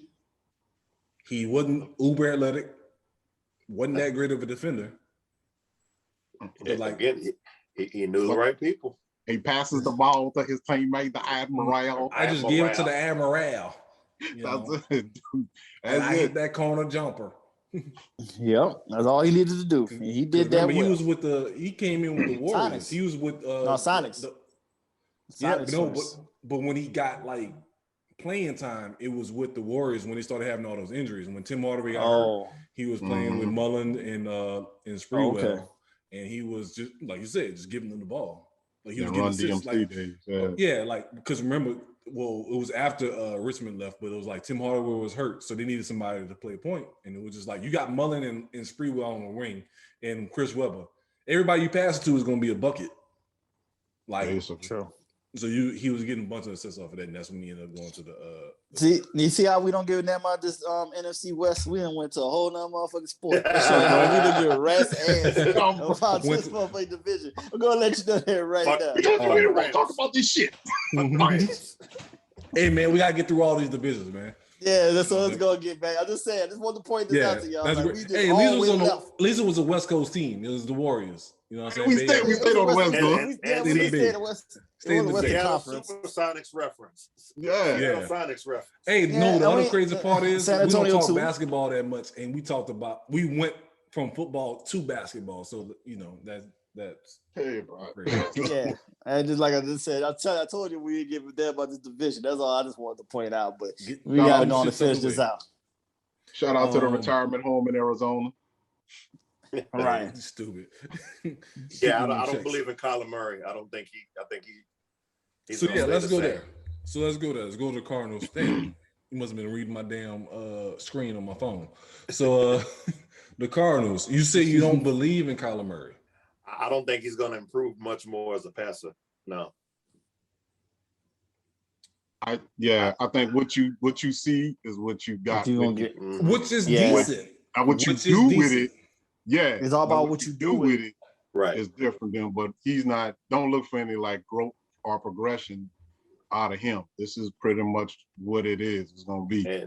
And that backup they brought in, I think he was from the Canadian League. Got that athleticism, got the elusiveness and everything. Look to if this shit don't work out, if he ain't slinging that ball, I got your weapons. I don't see. I think he's going to be good enough to keep his job. I don't see it to be a situation when you go away from him because you got a better running back with Connor. You got, like you said, you got AJ Green. You got DeAndre Hopkins. Like I don't think. It's a total system upgrade, right? Yeah. Yes. Yeah. So like to me, as long as he don't turn over the ball, he should be fine. Because remember, he's like you said, he's not going to be all of a sudden picking people apart with his passing. It's going to be that balance of him scrambling and running and passing the ball. So the turnovers is going to be key. The other part about it is Connor got to step up and be consistent as a fucking runner. Like he has some moments with the Steelers, but if he can consistently run the ball, then they'll be fine as far as. Well, he could be consistent when that's what they was all focusing on anyway in Pittsburgh at the time. Once the rapist, messed up the elbow and everything, it was just like you just key on the run. That's a good point because you wasn't threat down the field. Yeah, he couldn't throw the ball. He still was trying to recover from that. So like, So I was surprised that once again, like they gave up on him so quickly, kind of. But it's like, what he's supposed to do in a draft position that they can get a good back because they had a couple good backs that probably could have failed at that point, and they got Najee Harris. So it's like, why pay Connor when we can? True, I guess. But he was a fan favorite, and he was doing his thing too. But the reason why he's a fan favorite is probably another reason why you let him go because he's a recovering cancer. So like you think like knowing how NFL teams think, they're thinking long term. Is he going to be healthy enough? True. You know what I'm saying to finish out this second contract. So which is kind of fucked up. But you know what? I'm happy for him that he out of that rapist ass city. So it's all good. Go flourish your goddamn. Go get that nice warm weather to help out your treatments. The more keep you from not freezing and shit. Oh, bitch ass, cold ass Pittsburgh. The legal marijuana, right? Exactly. So some weed gummies. Yeah, exactly. He can just rest his nerves, be fine, recover fine, and just go out there and do his thing. Good warm weather and shit. Fuck that cold ass place. Women the weeding CBD treatment. Mm-hmm. Yeah. So defensively, they should also be like, to me, I don't see why they shouldn't win or compete for the division. Because, like, as far as you look at them on paper, they got it. That's another team where they got it on every level. Like, when you're on the defensive side, they pick up JJ Watt. They got Chandler Jones. They got what's the dude named Bud Baker. Buda Baker. They got the linebacker slash safety Isaiah guy, Simmons. They fucking stacked. Like, they in a great situation as far as long term as well, because all these guys are young. Right, and that's what but like I said, it's ugly, and these front office don't like ugly wins. And Kyler Murray's because offensive wise, they gotta be ugly too. Like, they gotta be run first and then play action type shit. Yeah. It gotta be a pretty game. They even flow. This, keep running into a stumbling block. You turn the ball over. We get down and kick a field goal. Next thing we move in and you turn the ball over again. That shit gets old. Yeah, but I wonder if, because I was actually shocked when I went to Phoenix during the whole like finals or whatever, like how many people like really ride for the Suns like that, right? So I'm wondering if they the like Suns fans, they love the fans. Like they own it. Is real. Yeah. So I'm wondering if the fans will just accept like those ugly wins. They will. I think they will. I think they will accept ugly wins more overall. As long as they're winning, at the end of the day, that's all they care. They just want the wins. They just get excited. And the reason why I say I don't know about that, because the Suns, when they are good, it's a high pace, flashy game style. So you can go back to the 80s. So you had Larry Nance, Brad Daugherty, Mark Price, right, exactly. Ron Harper. You know what I'm saying? When they were good with Barkley, you know what I'm saying? Dan Marlin, Kevin Johnson. That's another fast pace. Like, I say Mark Price. I'm tripping. Delete that. Don't believe what I just said. Phoenix Suns. You had Tom Chambers. I'm thinking about the same colors. Tom Chambers, Kevin Johnson. Yeah, you said Larry Nance. I said Brad Daugherty. Daugherty, Mark Price. But then you had Charles Barkley and Dan Marley those years. Yeah. You had with football, it's a Dragic, Isaiah Thomas. But they know it's a different, and they know it's a different beast when it comes to football compared to the basketball energy, though. So, but like what Tony Love just said is, like, who wants to, like my old school Titans when we had Eddie George. Nobody want to see us run for 3-4 yards every play. Granted, but there's a difference though. When with Arizona, like, okay, so like with the Phoenix Suns, you have witnessed the Suns get to the finals. You've seen them get on runs before. You've seen them be relevant before. Right. Cardinals, they ain't never seen that. Outside of Jerry Maguire, that's pretty much all you got when you talk about Arizona Cardinals. That was your highlight. Right, that's one right. So they get it here ugly for a couple of years. They'll be fine with that until it gets a little old or something like that. But they ain't reached nowhere yet. So that's why they will accept it for now, because they never been nowhere. It's gonna be like these newfound Saint LSU fans, right? Like they don't remember when people were back.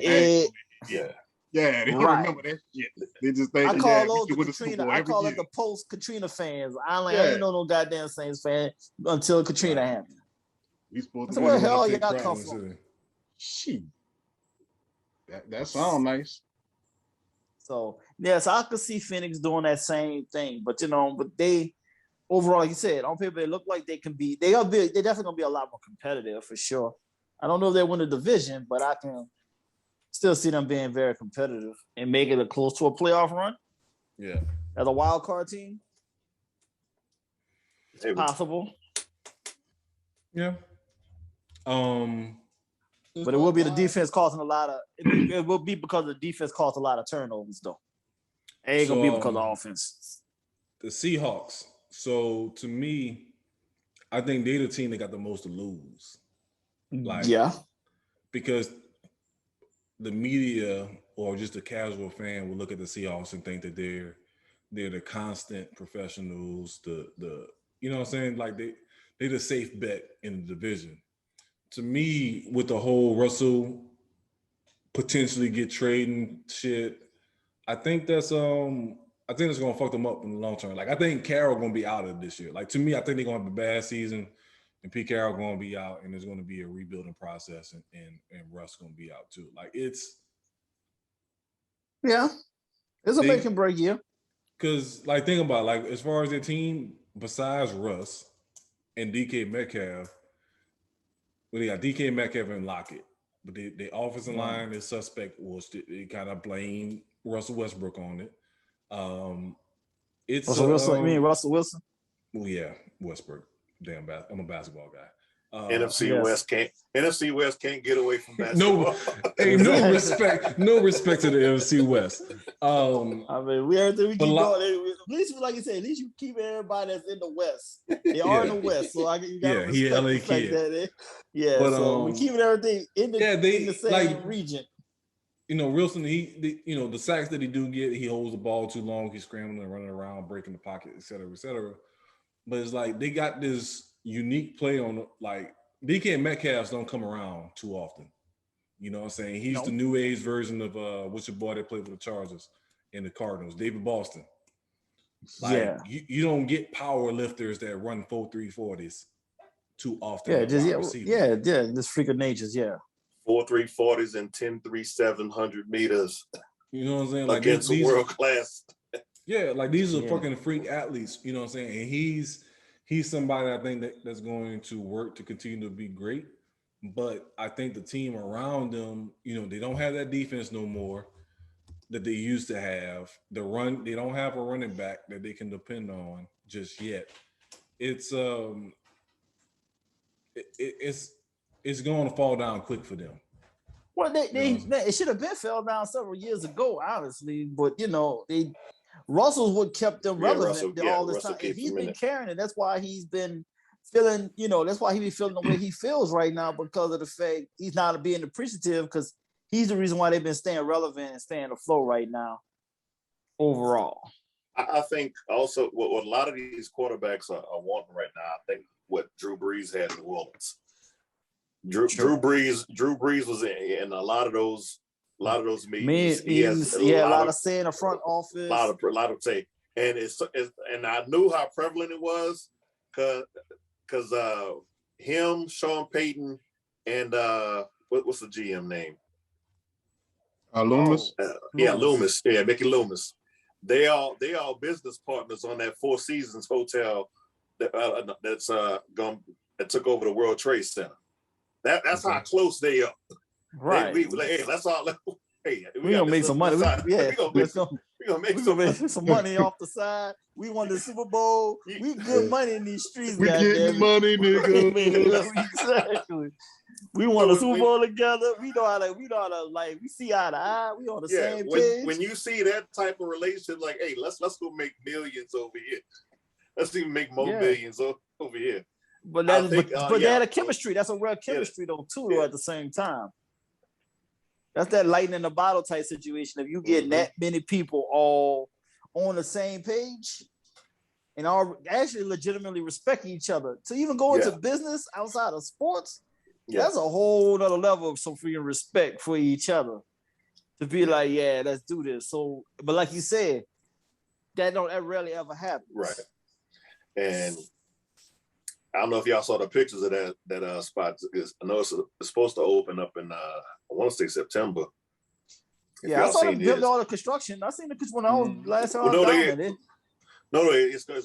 supposed to open in either next month or a couple of months. That was even when I went back I was out there in May, so I knew when I saw them doing all of the construction. I was wondering what the hell was going on right there, but I didn't know they were building a hotel. Yeah, I wasn't looking too much. I'm like, God damn, they was making it hard to get to the Riverwalk. I'm like, what the fuck is they doing over here? So I said, okay, so that makes sense. All right, but shit, damn, that's a good location. Damn, that's a prime ass location to put a fucking hotel though. Mm-hmm. You know how much money you had to drop to do that shit too? Fucking all right, like I say, man, you can't get that kind of luck. You know how many levees you had to blow up to clear that space out? Exactly. All right. They have plenty practice in for Hurricane Betsy, man. Getting ready, huh? Mm-hmm. Yeah. So I mean, hey, man. So you can't. Yeah. So let that be, man. Let Seattle. This is Seattle run is finally coming to an end. They had a surprising run. So it's trying to come to an end. Yeah. Last but not least, the 49ers. And if you, I don't know if y'all touched on it. I don't know if y'all touched on it when I left, but if you didn't have such a jackass coach that, swear to God, he was a genius in his own right? Yep. I know. Just handed the goddamn ball off. Right. You got one of the most bruising fucking running backs in the NFL. You on the goddamn 2-yard line. You trying to throw goddamn slant pass, man. Yeah. Give him the fucking ball. Dude, I was with my whack ass son when that play happened. He was a Seahawks fan, and the look of fucking anguish that he went through when that shit happened, he wanted so bad to say, "Yo, what the fuck just happened?" I can tell you wanted to curse so bad, but he was like, "What just happened?" I said, "Hey man, welcome to sports." I couldn't believe that happened. Yeah, I couldn't believe it. It's like, no, this I'm seeing something else. Yeah, this can't have just happened. I immediately just literally had the same face, like, what the fuck? Like, are you serious? I said, damn, Vegas at its finest, boy. You talking about it was a lot of people floating in some water, concrete bricks hanging on some ankles, somebody missing in the desert. Oh, there's a lot of missing people after that Super Bowl. Malcolm Butler got paid. Yeah. Shit. So he was working at Popeyes before the season started. Right. Didn't that happen to the Cowboys? Like they had, I can't remember the dude's name, but it was a cornerback, and I tell you how trash. Right? Brown nigga, safety, yeah. Man, don't talk about that. He got like 3 interceptions in the you went to Tampa Bay. Larry Brown. Fuck Larry Brown, man. Fuck Larry Brown. Fuck Larry Brown. I'm gonna tell you this right now. You know where he went and got that goddamn money. Fuck him. Oh yeah, he did go there. Did he go to Raiders? Yeah, he did. You're right. He went to TCU, and the only reason the Cowboys drafted him because they didn't want to go far to get another player is just get somebody local. It's the only reason he was on. He was part of that Herschel Walker draft pick. Yeah, man. Yeah. So many draft picks, they didn't want to bring in another cat out of town. That's how you know you took. That's how you know you robbed somebody in a draft in the trade, boy. Where you got so many picks. You're like, all right, what we gonna do with this extra pick? Shit, man, fuck it, find somebody local so we ain't gotta fly their ass in, or have to find them somewhere to live and shit. You know, man. TCU, yeah, go get him. Call it a day. So the Niners, depending on what they decide to do, Tony Love mentioned it earlier. Do you go with the young guy, or you just float where you at with Jimmy G? You gotta go with Jimmy G the first. You gotta go with Jimmy at first. But if he's struggling after the first 4 or 5 games, go on, yank him. Oh, he's not gonna struggle. That's the thing. With everything all the weapons they have, he's gonna be good. But I think at this point, nigga, he's had some games, nigga. He still just look like shit, nigga. You ain't feel confident that they was gonna win though. Still, nah. Then why put him in? Then why go with him? Because you still trying to you're saving face, and you ain't trying to make this rookie get a big head by starting from day one. No, you gotta keep the youngin' a little humble at first too. Now Willie Beamer, you gotta do the Willie Beamer treatment, nigga. You gotta do the Willie Beamer treatment. You can't fucking just throw that little nigga in there ASAP. Then you gonna feel entitled. Tree area. Yeah. But that run game, the run game gonna be key. Like I said, and then the thing, that's what you get. So if you think about if Jimmy G was successful just passing along with that run game, if you could get Trey Lance in there to run bootlegs and run on his own and do some zone read shit, kind of like going back to how they had with Colin Kaepernick, it could be special. It could, that's what I'm saying. With Jimmy G, it's gonna be just good how it's been in the past. If Trey Lance can be right, it can be something special, and that's going to be the thing that's going to intrigue the coaches. Wait, what pick did he go, Lance? 3. Right. Third, yeah. Oh shit, he might start. Oh fuck, my bad. Well, but here's the thing. So that's the argument that we had, right? So you could either go with Jimmy G and you'll win games 9-6, and it looks ugly, or you can go to get Trey. that's popping. Yeah, and sling the even ball some around. Even some of the losses be popping. Right, and that's what we're looking at, right? You try to put. You're right. And we know, we know how them so-called Niner fans are. So yeah, they might well go for the flash. So they have a high standard. So they ain't accepting no, like you said, ugly wins. That's beneath them. So yeah, you gotta go. Think about this. 49ers fired Mariucci back in the day when he was 12-4. Right. Off of 12-4 season. Right. Yeah. Ugly ass wins. Fuck all that. We can do better than this. Bill Walsh, college football. Yeah. Student body right, student body left. Come behind the legend. So who y'all got winning the division? I got the Rams. I'll say the Rams, but I do reserve the right to change that at another point. But for right now, I'm gonna say the Rams. I got Seattle. I'm going with Seattle too, because like Russell want to stick it to all the management, Carroll, everybody, just to piss him the fuck off. I think he wants to. I think the Seahawks missed the playoffs. Like, to me, first time in his career, you think they miss it? I think they will miss it. Well, it does depend on that defense. Season. Yeah, and even with a subpar defense. Does Sierra have another kid? She just did. Yeah. Just had another one? Yeah. They did. Yeah. Well, yeah. Mm-hmm. Oh, fuck that Super Bowl. Oh, no. Super Bowl. Never mind. Super Bowl. He ain't gonna be sleeping. Seattle winning the Super Bowl.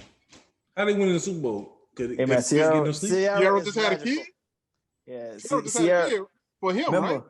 Remember now. Yeah. Oh, yeah. He got something to prove now. Remember. I got a kid now.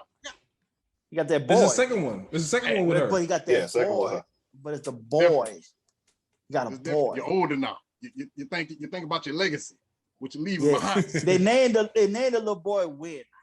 Right. What his name is? Win. Like, W-I-N. Right. Win Wilson. Never should have gave y'all niggas money. Right. Hey man, nah, dude. I'm thinking like the Asian version, like NGU. No. Nah. You never seen that commercial he did to my boys, Future and Win. Future Win, nigga. Future Win. And he took another nigga, he took a whole other nigga child and put it in his commercial and said, yo, it's my son now. Hey, don't worry about that child support. Don't worry about that child support. We don't want your child support. Don't worry about that child support. You gonna take care of them other raggedy ass kids you got, but I got this one here straight. I think Future has a lot on his plate right now. We'll take care of it. He's sitting up there doing BP with his son, catching balls. Right. In the park. That's what I said. Now he got his own son. Oh man. Hey, Russell did something that we never seen. We've seen Russell did something we seen no other black man do. He made a whole white woman disappear as a wife and went with a whole black woman gracefully. Let's get out of here. Look, she disappeared like a thief in the night. And they came up the next day. Sierra was like, "Wait, what the fuck happened?" Like the Colts ended up in Indianapolis again. Yep, the overnight. Yeah, just drove off overnight. Just drove overnight. Oh man! Hey, let's take. Where your girl went? I was just talking to her the other day. Hey, me, Sierra. Right. Hey, just let him know when the shots are coming. Hey, you about to get hit. What you mean? Bam, bam, bam, bam, bam, bam. All right, so let's get into this fantasy football shit. As far as for the podcast, for the crew. First thing first, we're switching to ESPN. Is that correct? Is everybody good with ESPN? Yeah. All right, we shall see. Have you already been on there to look at the stuff on ESPN and everything, how the setup look and everything, or we all need to go on here on ourselves too to make sure you don't pull off no Raheem Goodell, true Raheem Goodell fashion foolery? Well, last minute? Did you Well, it did ain't you gonna be check no it last out? minute shit because we doing the draft on 28, so we got at least 2 weeks for this shit. No, I'm saying like, but because I thought it was kind of mentioned last year that Yahoo is too basic. So this is things I wanted to bring up. So like first thing first, are we doing points per catch? I personally say no. Are we doing points per reception? Well, I mean, like technically you can do it any type of way. You can do it like, for every 10 yards get 1 point. For every 20 yards get 1 point. You can set it up to how you want to do it. Yeah. Okay. I'm cool with the 1 point for every 10 yards. I'm cool with that. So if your man got yeah. Because you getting the and if you're doing and to get a reception, that's automatic. That's gonna be like 2 points. If he gets a 1 catch for 10 yards, that's 2 points. Mm-hmm. Like I don't know. So like with the yards thing, I thought, well, this is how I did in other leagues. Like if you get, I don't know. I'm about to look at that shit, but like it should be like you said, it should be a certain amount of points per yards. Then when you hit those milestones, so when you get like 100, so for example, for 100 yards for a running back, you should get some type of bonus for that, 150 or 200 or whatever. Same thing for receiver. Quarterback, if you get 300 plus or 400, that should be like some type of bonus with that. But defense, I think is where we come into the issue. Like turnovers, defensive touchdowns, limiting to like a certain number of yards. I think we should get some type of points for that shit too.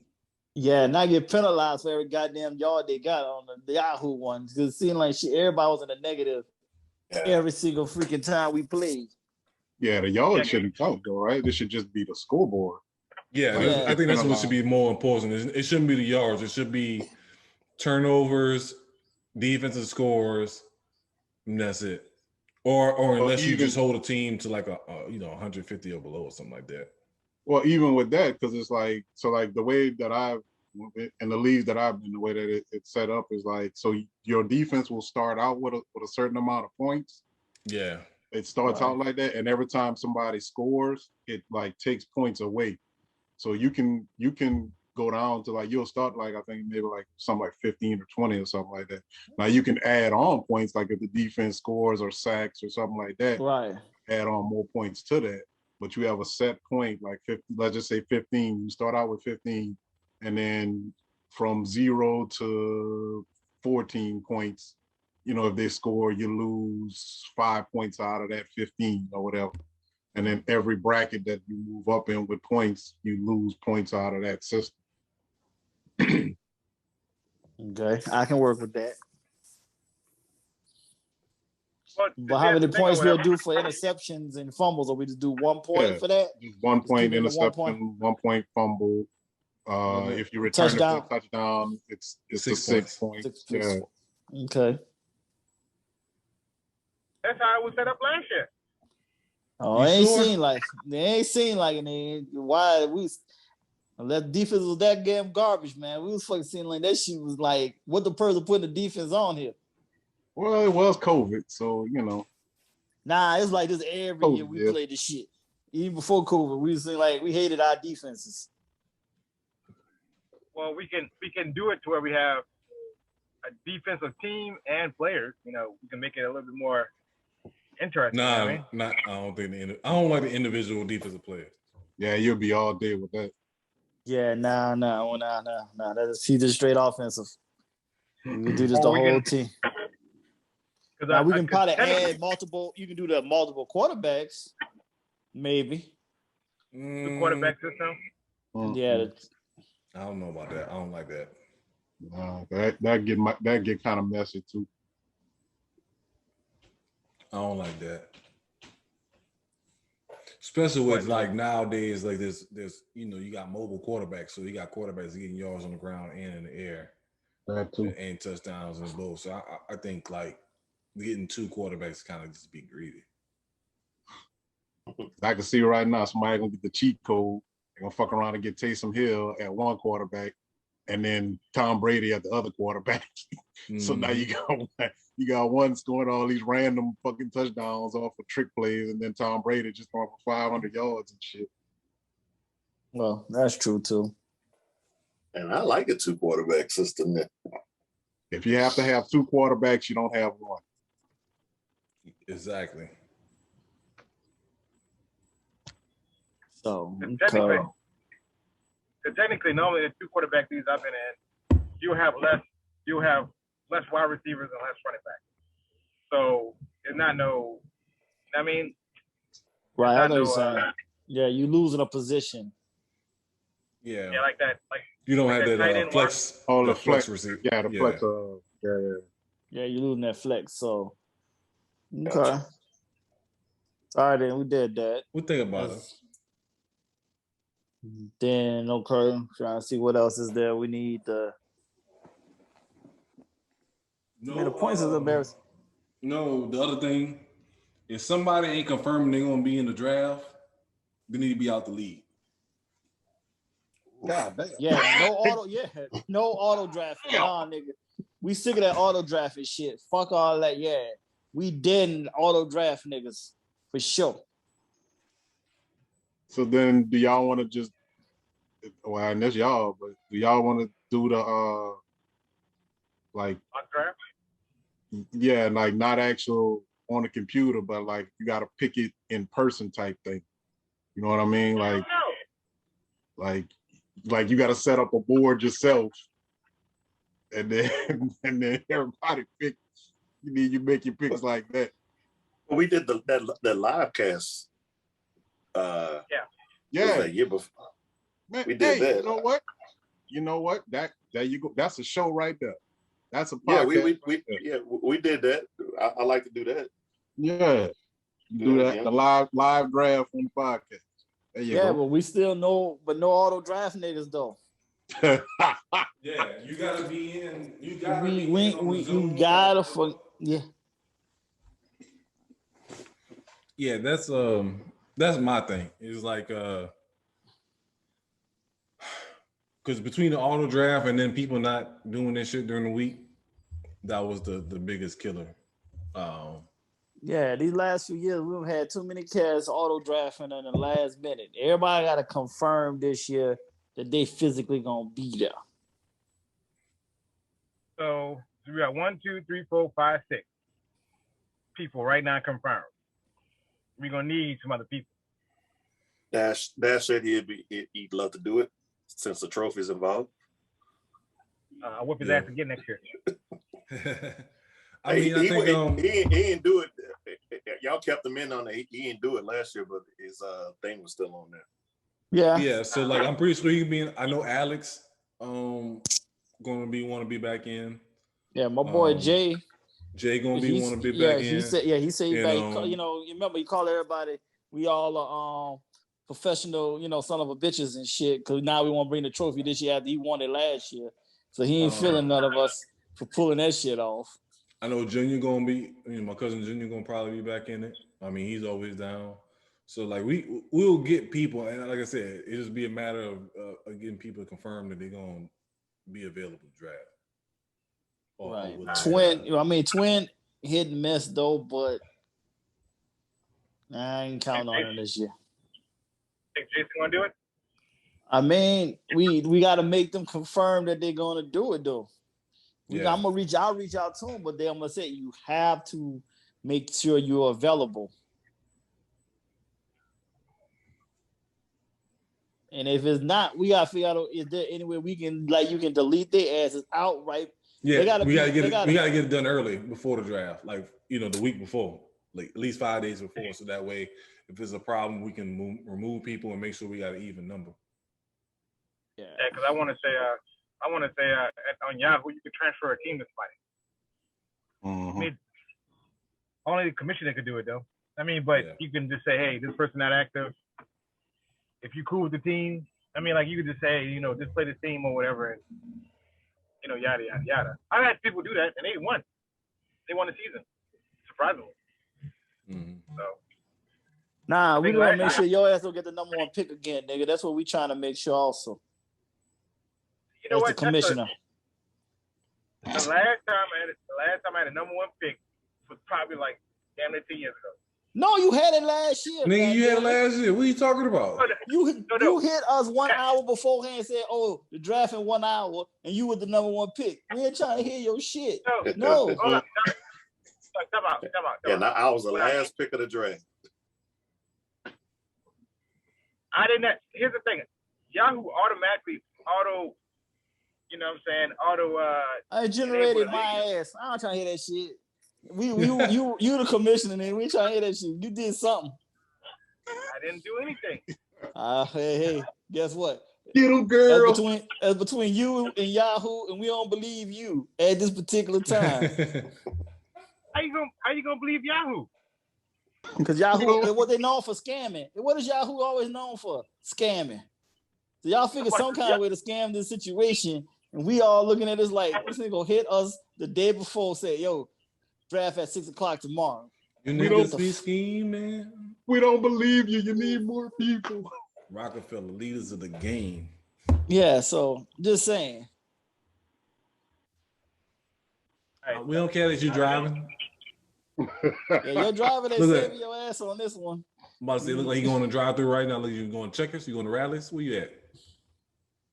Taco Bell. See, I know that look in your eye. It was glistening. Yeah. So, but now. So yeah, so we gotta so you gotta get the list together, figure out how many people total, and then we'll see what we gotta do from there. And then have to figure out who's looking legit and not legit, that's gonna flake out or whatever. What's the main number we need? 8 or 10? I want to say 10. Hey, give me a Nacho Bel Grande with no beans and no sour cream. You say a Necklebin, what happened? A neck grande, you know what I mean? Neck grande. Asshole. Oh man. But we need, I would say 10. 10 is a sweet spot. If we get to 10, I think we should be able to get to 10 easy. 12 would be even better, but I think we can get to 10. Okay. So what then? That's us 6 here. Like I said, like my boy Jay, that's 7. Who else we got now? Alex. Dash, that's 8. Dash 9. Alex is 9. Junior is 10. 10 there. Okay, so that's that 10 right there. We looking fairly decent here. Yeah, we should be fine. Okay. It's just a matter for. I ain't having no faith in the Twins. Yeah. Yeah, because what you don't run into is like you got like 20 people, and then now your starting quarterback is the 3rd string quarterback on somebody else's team.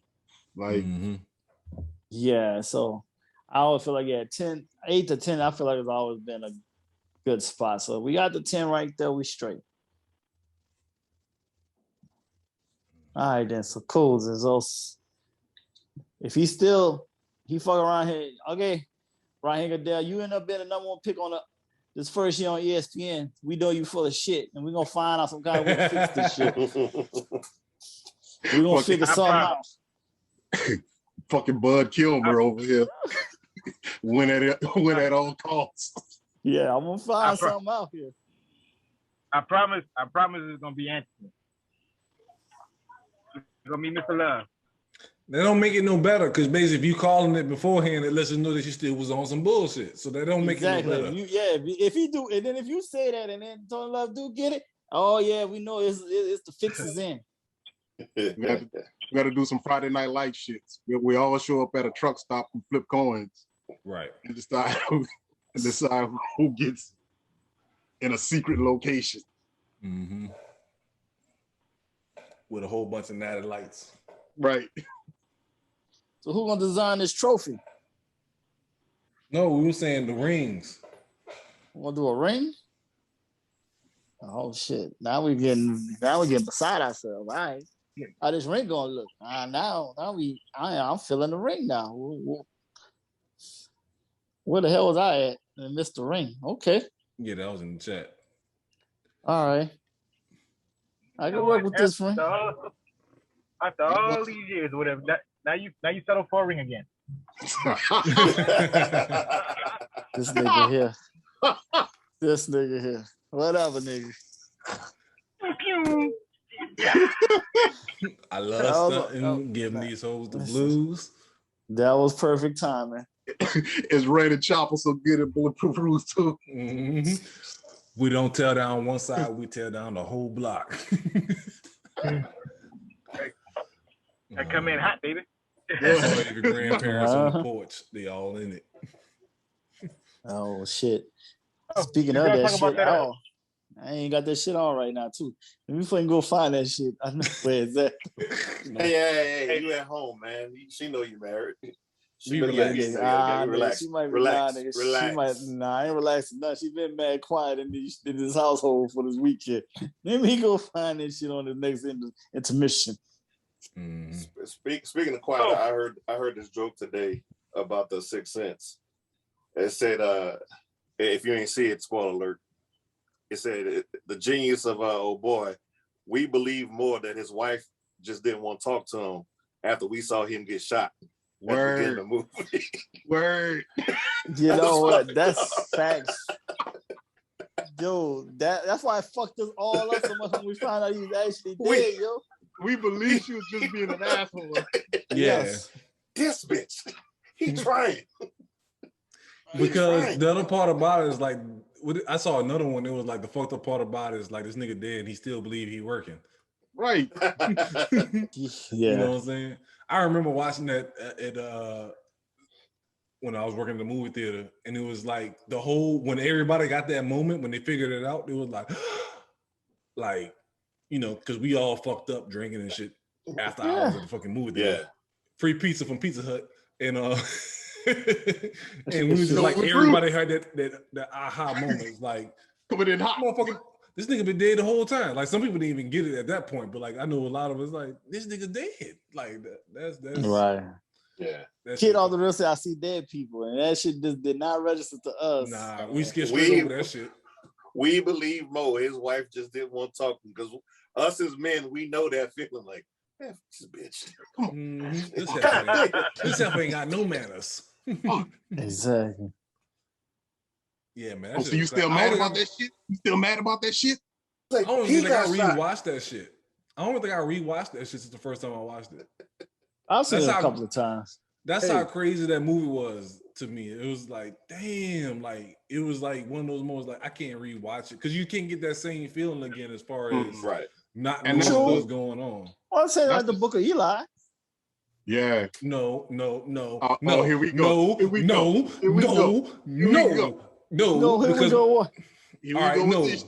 Because see, and my cousin, he been texting me earlier. Listen to the last episode. All right, he's saying the same thing. The nigga was blind. The nigga wasn't fucking blind. Nigga was blind, yo. That nigga wasn't blind. He was legally blind. He was from Port Arthur, Texas. He was not.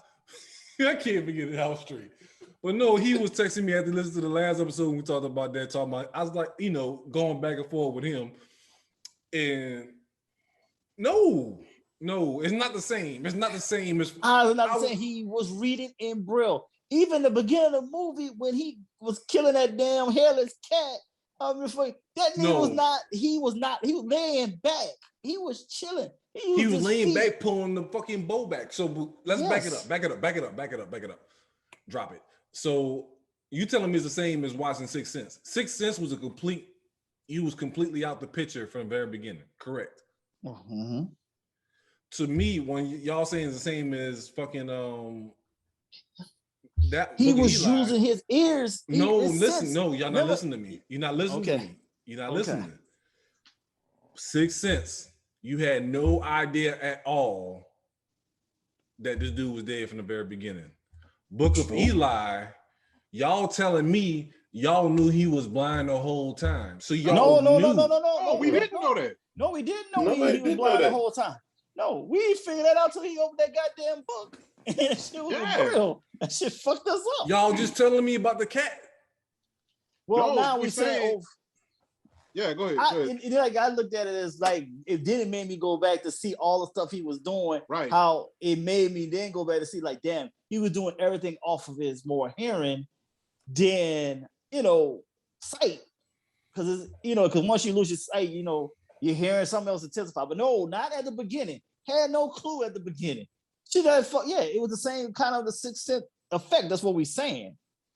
Everything like that. So we was going. Let's do this part. He had an iPod. How did he know what song to go to? He did. He never did. Just know. He didn't know. iPod. He just turned it on, and it randomly selected that song. Yeah, he never just turn it on. Right. When he went to that abandoned house, how did he know that somebody was hanging in there? Because he smelled it. Dead body in there. You smell it. This is radioactive land. Everything smells. But it smells even worse when it's been rotten in radioactive land. Exactly right. Smell like Aqua Boogie up in here. Yeah, remember like he was saying that like when they went to the old people, when they went to them old people house and shit like that, and they said, "Oh, we got some meat and stuff like that," and they said, No, and that's what I'm gonna get you at, because I know that's at the end of the movie when he was saying their hands are shaking. They eat people. How he know their hands are shaking? He heard it. You can hear that.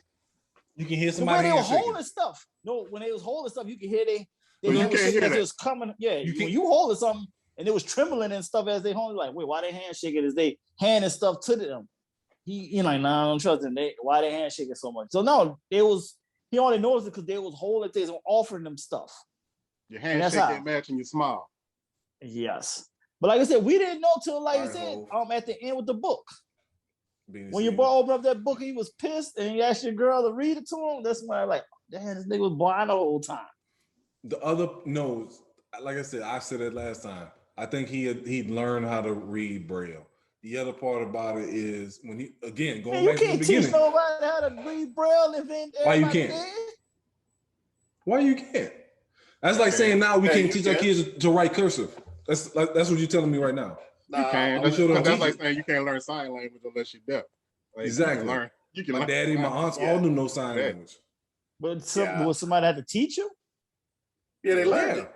They learned it, and guess what? They didn't learn it from somebody that was deaf. Hey, yeah, that's true. My daddy taught me Spanish. So you telling me I can't learn Spanish because my daddy was true. Latino? Well, I went to high school with somebody who had that.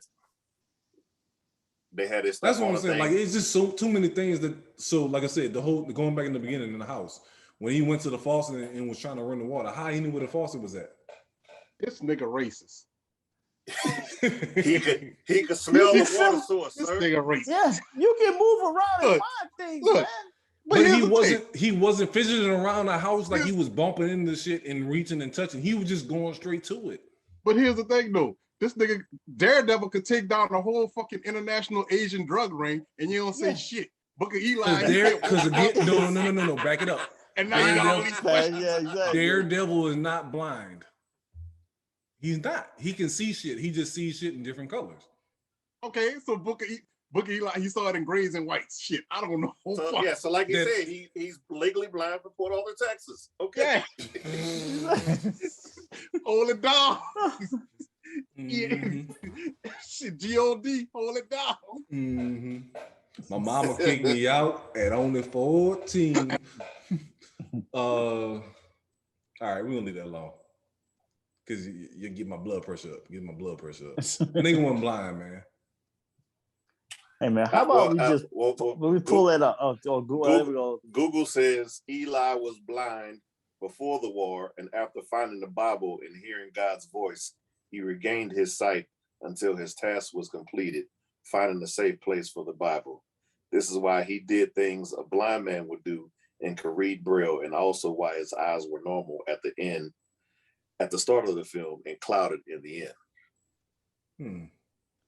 Kind of like I don't know if y'all watched that show World of War. They made it, the old movie when the aliens invade, the one that Tom Cruise did. Yeah, Water Worlds, yeah. They I think it's on Epix. They got a TV show. They made it into a TV show. It's 2 seasons. It's pretty good, pretty damn good. convenient spin at the end. I think I posted it on Facebook, but it's worth a watch. But yeah, that's you got a character in there that she was blind, and then when the aliens came, she wasn't blind no more. With a kind of weird twist to that. So Google. Oh wow. Okay. Google. He wasn't blind, thanks to the Lord. You know what I'm saying? So you trying to say Jesus Christ can't hit a curveball? Mm-hmm. Fuck you, Joe Boo. Hey, that shit was fucking classic. Major League. Nigga spitting some dirt, making a pudding. I can hit a curveball now, nigga. That's it.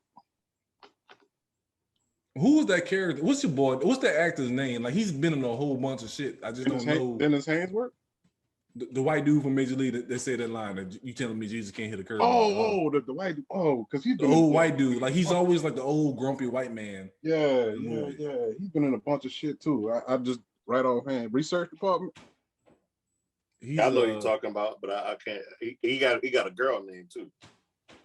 Cause he's just that's like one of them guys is like he ain't never quite made it, never quite curled over, but he got a whole bunch of credits.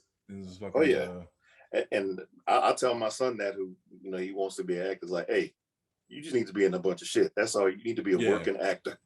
Consistent. Consistency. Yeah. Chelsea Ross. That's how I knew he had a girl name. So man, why I gotta be a girl? It's unisex, man. Shit. That's what you said. No Chelsea Grammer. That man looked like he was born. Who you got? Chelsea Grammer? 48. Chelsea Clinton? And his mama wanted a girl. Fuck that. We sticking with Chelsea. His name identifies as a man, so we're gonna call it a man. Yeah. Crazy shit. All right, let's take a quick break and we can come back and wrap up with the Tony Love section of the show. All right.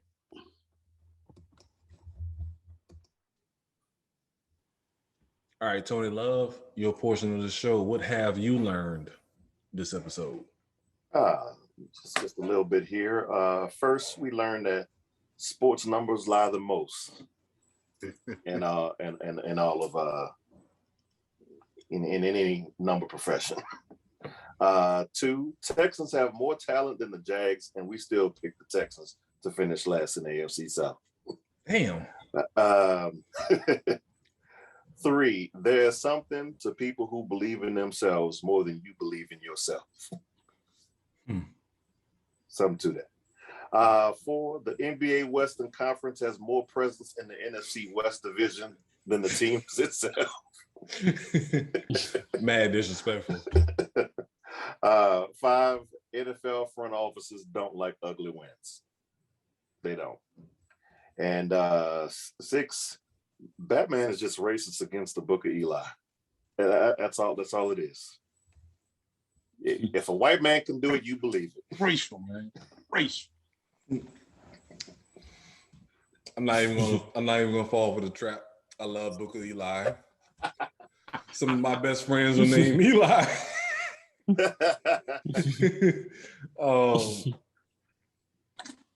I think Daredevil was an overrated show on Netflix, but that's a whole nother story. And you didn't say shit when Blind Fury did it. Hey man, Reptar bars. Both by the movie and the rap. Mm-hmm.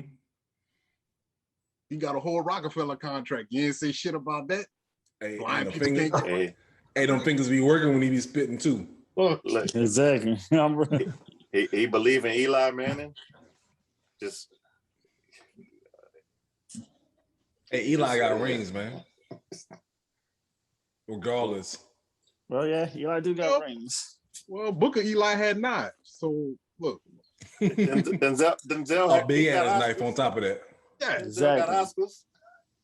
Come on. Hey, Booker Eli is I don't think it's as popular as it should be though. Like, some people really sleep on that shit. Like, that to me, like, I think do you think it should be like a TV show? Like, do you think they can make it like a 12 episode? I I think it's the same thing like with the Sixth Sense and just basically M. Night Shyamalan movies all together. Like don't even bring him up. Reveal, yeah, once you get that reveal at the end, it's just kind of like you'll go back to watch all the stuff you missed, but you're not really watching the movie no more, right? Like exactly. I initially didn't want to see it because it was the Hughes brothers. Yeah. Why could Tupac beat him up? Yeah. Hit him with the 2-piece. Like for example, I can't even say his name, Shyamalan, whatever. Shyamalan. When this is the movie that did it for me. When he did The Village. Nah, nigga, you gonna say it. You motherfuckers made me pronounce Antetokounmpo. You gonna say fucking Shyamalan. That's all it is. Shyamalan. Him. Anyway, when that movie came out, The Village, like I was all like the previews on that because we used to get this magazine that talks about all the movies that's in development when it goes through the phases as far as getting approved, get funding, shooting, et cetera, et cetera. So like I've been following this movie for the longest, the idea of it.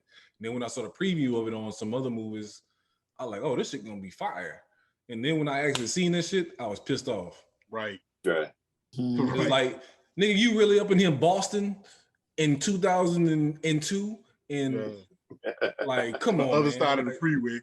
Yeah, like that shit was fucking. That shit pissed me the fuck off. This shit, he ain't no real monster. Like, spoilers for people who haven't seen the fucking movie yet. That's fucking 20 years old. But yeah, like nigga, you ain't no fucking monster. Yeah, that shit was the fucking worst, dog. I was so mad at that shit. I was done with him at that point. Once that came out, I was done. I wasn't done with him because I appreciated the twist of it, right? So I was cool with it because it's like, oh, you played us. You played it. You got us. You got us. So I couldn't be mad at it. Like, I respect it. You got us. Because you made us sit here and watch this whole fucking movie only to find out that all this was bullshit.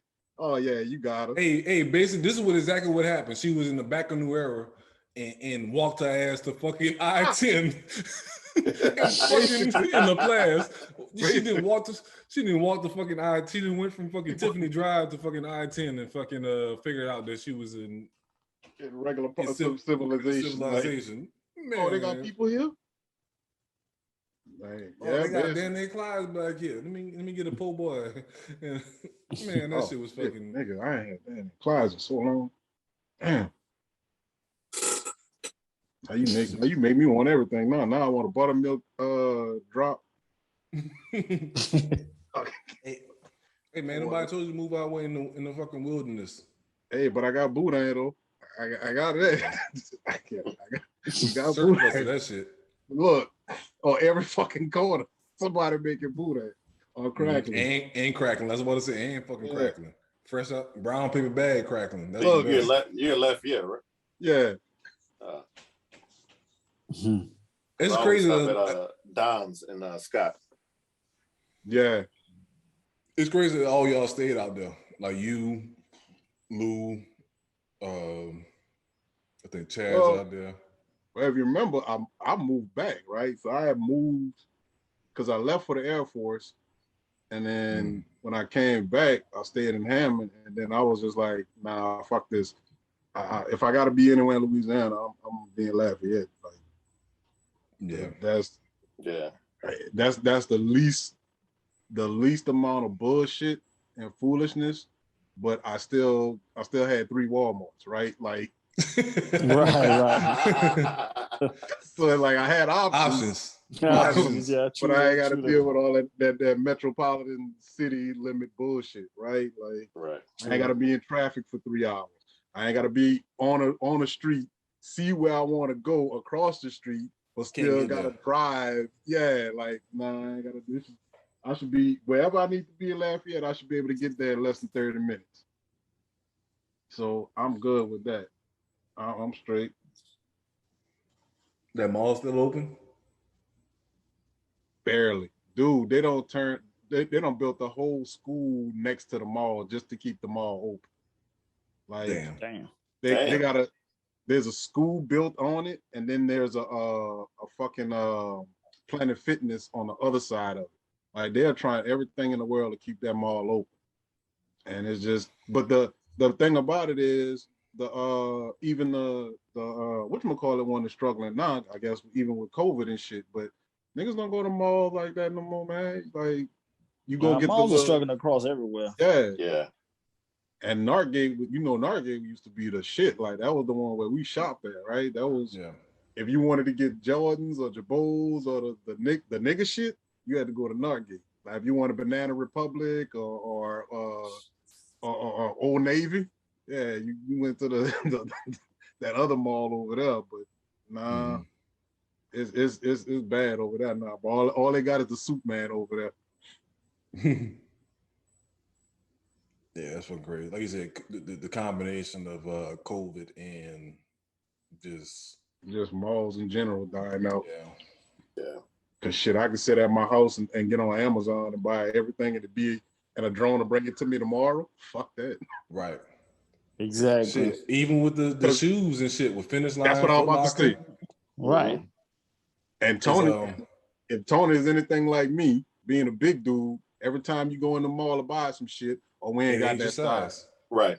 We can order it for you. Well, fuck, I can sit at home and fucking order it, man. Shit, I go for shoes now. If I go in the store, like, what do you have in a size 14?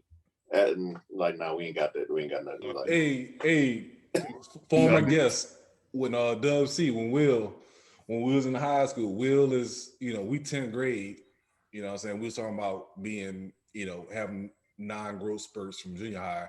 Will was like 6'6" in 10th grade, right? So, and they wore like a size 15. So we used to go to the mall or whatever. And he'd be like, hey, what you got in a size 15? They'll just point to that odd wall. They got like 3 pairs of shoes on it. Blocks, It look like blocks of shoes. It's just a block. It look like bricks just sitting on the shelf. Yeah, like, man, fuck this shit. I'm just gonna go to East Bay and order this shit. Yeah, that's. Yeah, back then, that's the only spot you get. And he got it was East Bay all day.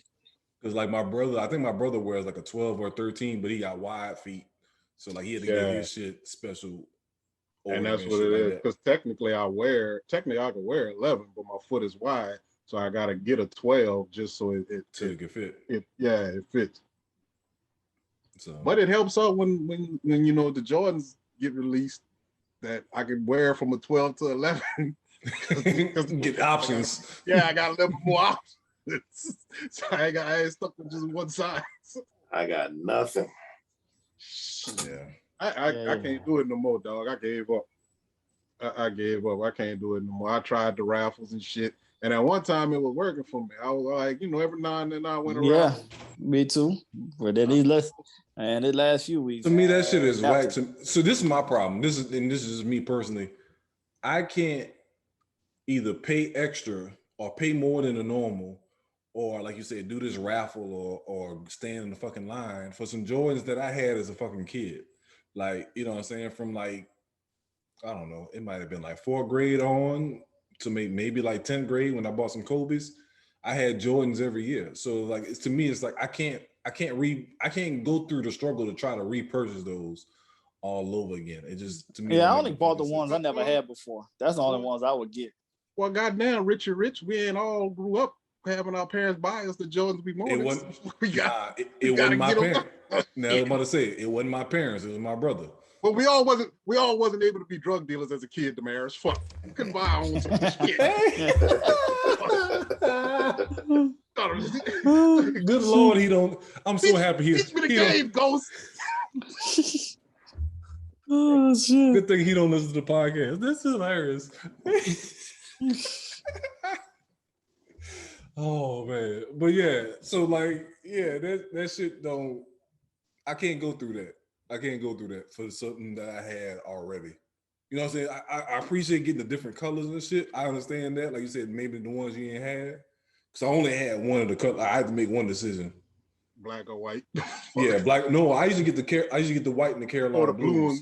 Blue. Yeah, because blue or red. Get those or the white and red ones. Yeah. But, so yeah, like that to me, I don't get. And then, like I said, after a while, I just started getting different shit. Like I said, was the Iversons, I got the Kobe's, all them shits that fucked up my feet actually, because it was the fucking worst decisions. Like I don't mind doing a raffle so much because all you're really doing is just writing down your name and address and shit, right? So I don't mind doing raffles like that. Like standing in line, I ain't never did the whole. Nah, I never did that. I never did that standing in line ever for no shooting. Never. Nah. I look at the raffle. If I get it, I get it. If I don't, I don't. And it ain't the end of the world. And now I'm only doing the raffles I only get into the raffles of the ones I know I can flip the shoe for double the price. If I can't double the price, I ain't even getting it. Ain't even worth it. Right. Because it's not that serious to me. So that's the only times I do the raffles. Awful like ones that is like I said, the ones that is like either I had them as a kid or I didn't get them and I want them now. Matter of fact, shit. Yeah. Oh, you got them? Yeah, see, I got like these are like the pure money. Like these. So these like these here, I get them, right? Because I had them as a kid or whatever. Like the 4s is actually what made me actually do the right thing is what made me fall in love with Jordan. Cause it's like, man, that nigga was mad. Like, nigga, he was ready to kill that dude. I should fuck you up. Like, God damn. It must be real. It must be something. Yeah. So I gotta give me a pair of them. And that's my favorite one. And those cements, those my favorite ones. And I can't buy them though. I just can't drop that much on a pair right now. I can't drop that $450. It's $450 for my side. I just can't do it. Nah. If I can't catch it on retail, fuck, I'm not doing resale. Yeah, so I can't do that. Can't. Not them. Now there was one that I wanted that came out that I recently got. It was the snakeskin 11s. Now them, okay. Now them, I would have like, hey, whatever it takes. Yeah, whatever it takes on those. Yeah, that was a fire. That was a good fire pair. Because I wanted them, though. I wanted them bad. I know that wasn't like a real popular pair, but I wanted them real bad because that was the ones that I missed when that first run and the second run when they came out. I missed. I was like, fuck that. I'm getting this time. I made sure of that, nigga. I ended every raffle. I called motherfuckers, hey, what's your email address? I'm signing you up for this. I made sure I got them. Nah, I might get them on my 45th birthday. I think I'm gonna get them there. I can convince people to fucking shell out the money to get them for me. It ain't coming out my pocket. Never own a pair of Jordans.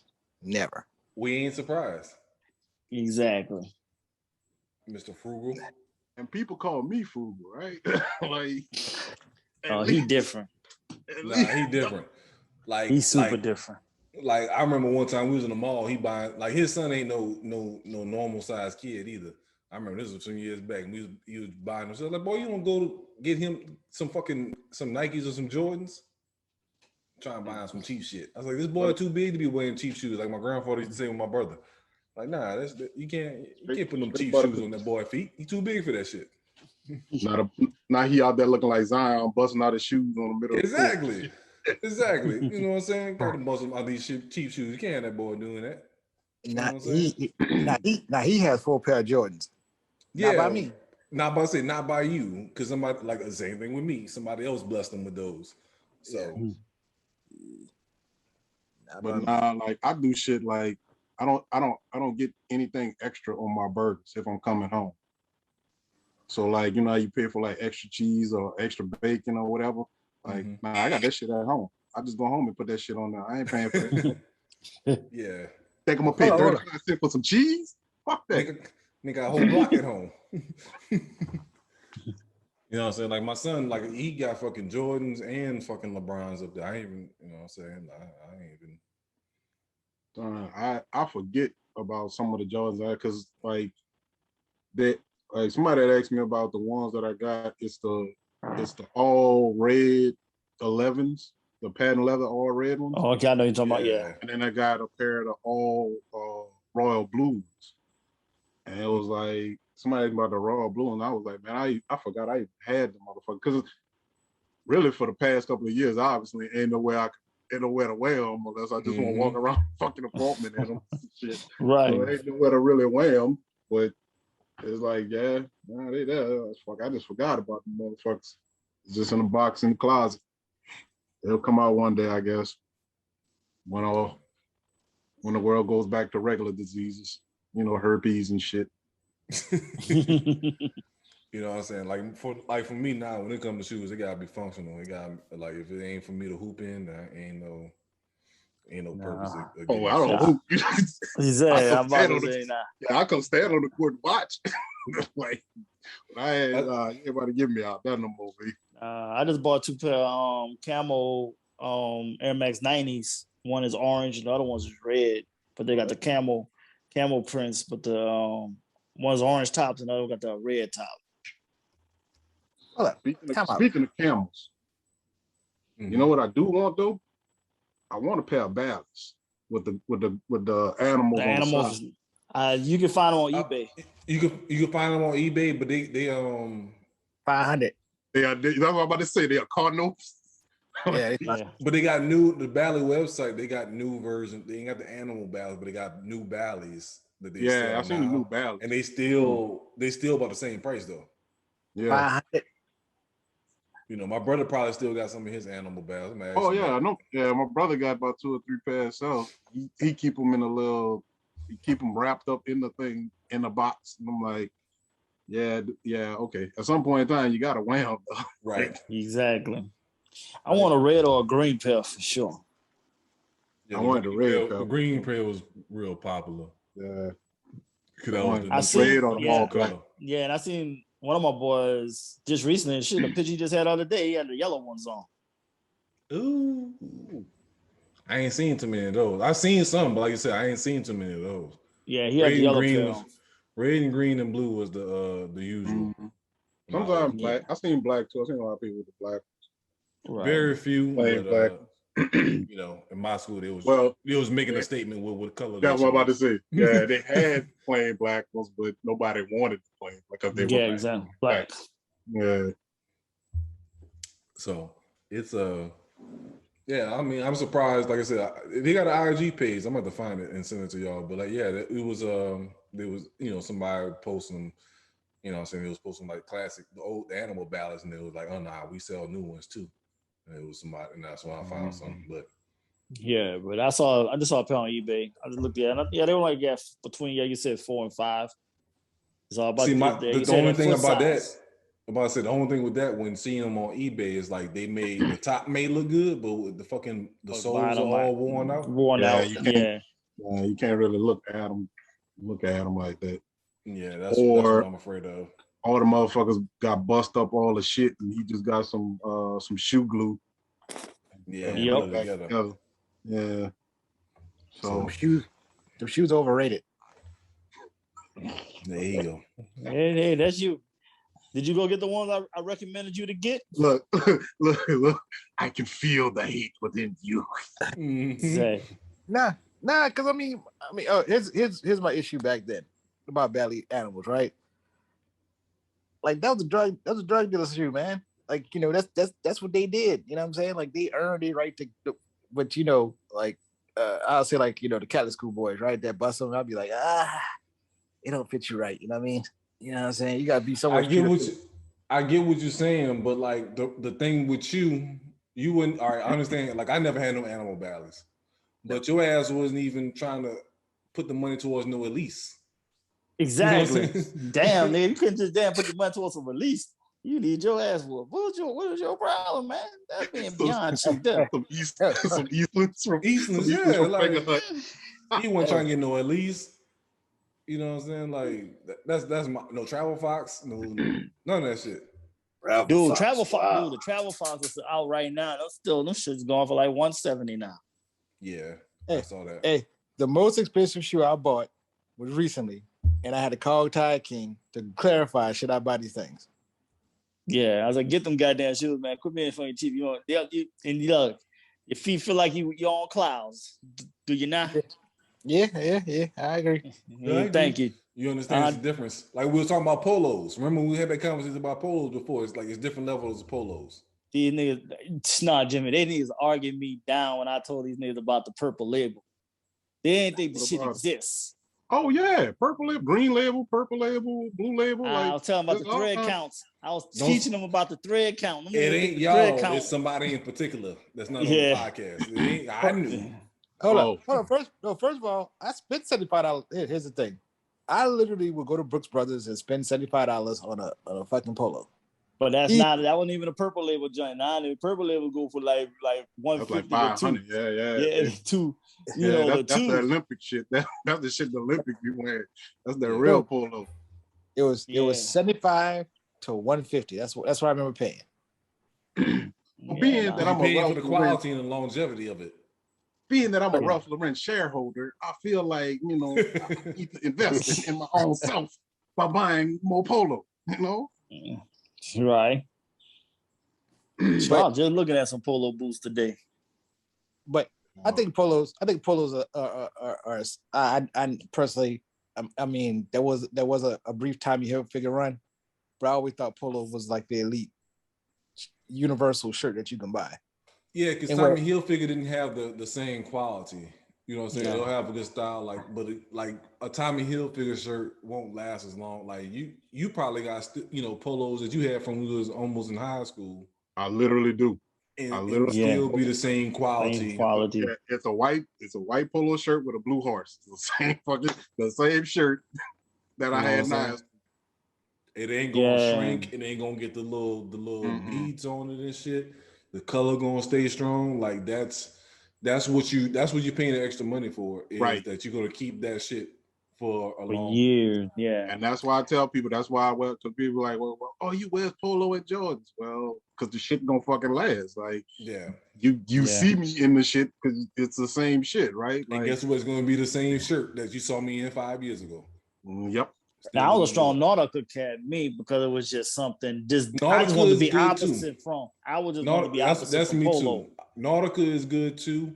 They're the same way. They do have different levels as far as the quality that you can buy, but at the same time, it's not going to be the same. In that sense, their colors, their color thread don't hold up. Or their thread colors. Hold up as good as it had to be the full cotton, not the knit, not the knit one. The knit one's gonna fade over time. But if you get the full cotton one, the colors stay for a good while if you do the full cotton. Yeah. So you do the knit, you getting a good 2-year run out of that, and it is over. You know what I'm saying? $10 at JJ Riggins or whatever. I love J Riggins. One day fit. You know what I'm saying? Go to the talent show. We good. Dude. Hallelujah. Well, we stayed. Damn, stayed in that store, boy, in the plaza. Hey, stripes everywhere.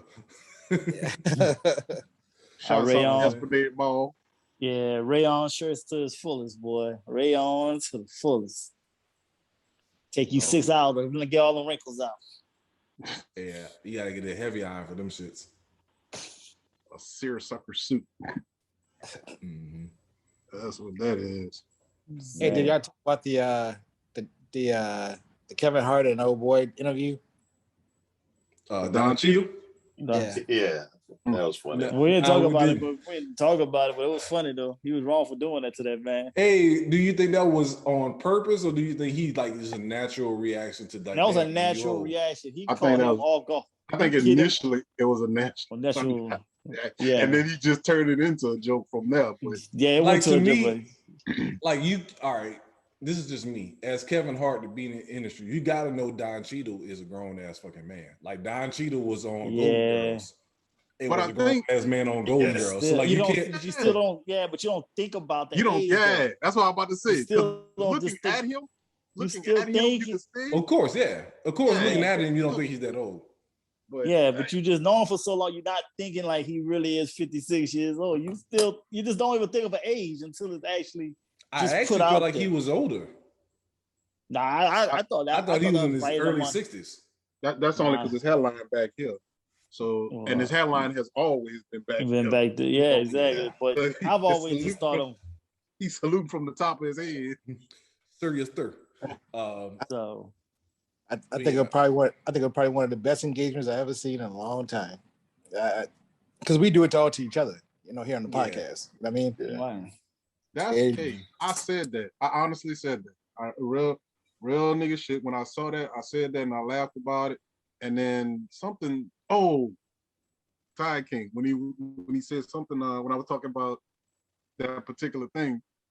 And I was like, no, but now she got COVID. He was like, goddamn, Ray from like from like yeah, that nigga, yeah, call him, yeah. Dog got worms. Dog, yeah. I said, yo. I said, I need to hit him on these letters, man. God damn, we were trying to leave it as is, and he was just making it worse. I'm like, God, make it stop. Right. Is it bad? Now she got cancer. She got cancer. Oh, but now she got COVID. Now it's like this even worse. I said, God damn. I said enough. I said enough, Eddie from life. Ain't putting us through this. Reading the letters all. Keep reading all these letters. Want me read? Yeah, because that was just, I'm like, I don't hear no one about this chick, man. Let her be. Shit, that was killing me. But yeah, it was just a natural goofball. Because remember, Kevin Hart's coming off of doing a show on the Olympics with Snoop, and they talking about horses crip walking. So like you could, you know what I'm saying? He's that energy that he's probably in a podcast, in his podcast and stuff like that. It's just his podcast, he just talking to people. He just stay active. That he got. Right. His interaction with so many people, so he just so on tune of just, but he was just wrong for that. Like, he shouldn't have to say damn like that, though. That shit was like, he made it feel like he was older than dirt. This is a setup, right? Like, you realize that's a setup, right?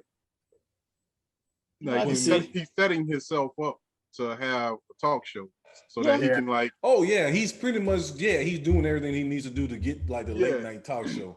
That's a good call. That's a great call. Between the podcast, the coldest balls, the Olympic show shit, the shit he's doing. Right, and everybody, yeah. That's a great call. Making that Ellen money like that. Right. I'm gonna sit here and interview people and just. I mean, Steve Harvey did it because remember he had Steve Harvey on the podcast recently. Yeah. So like all the people he's been having on the podcast is people that he's currently working with. So he's got it. He's smart. He's setting this shit up. That's a great call. But that's also, a great call. Yeah.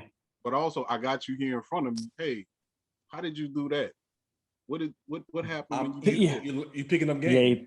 He picked their brains as he's going along, though. So can't ever get mad at nobody for having the skill set to do that. And he just actually, then he's genuine and cool because he's even giving them a platform to get more acknowledged because people are already watching him as is.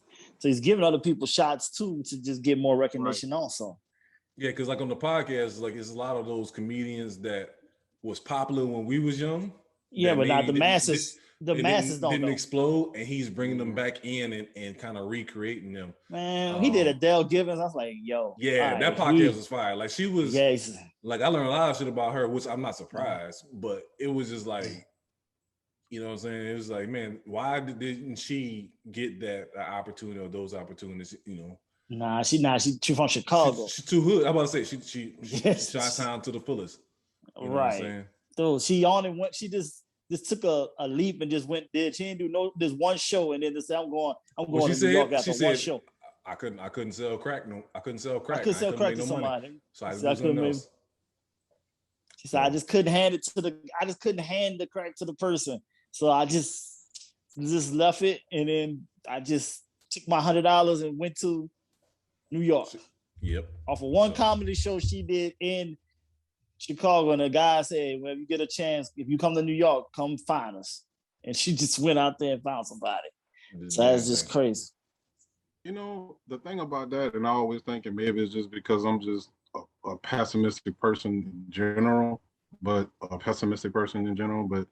I always hear stories about that, like, oh man, this one little shot and then we made it or whatever. Or something. I always think about like, man, there gotta be at least thousands of people who had that same thing happen to them and the shit just didn't work out like that. Like, because if it's that one that made it, you gotta think that there had to be 1,000 that didn't, right? For every Michael Jordan, there's a Sam Bowie. Wait a minute, hold that thought, because you got a whole podcast full of them. So we about to run out of it. Come back and we'll wrap it up on this last segment because I think we all can attest to this shit. All right.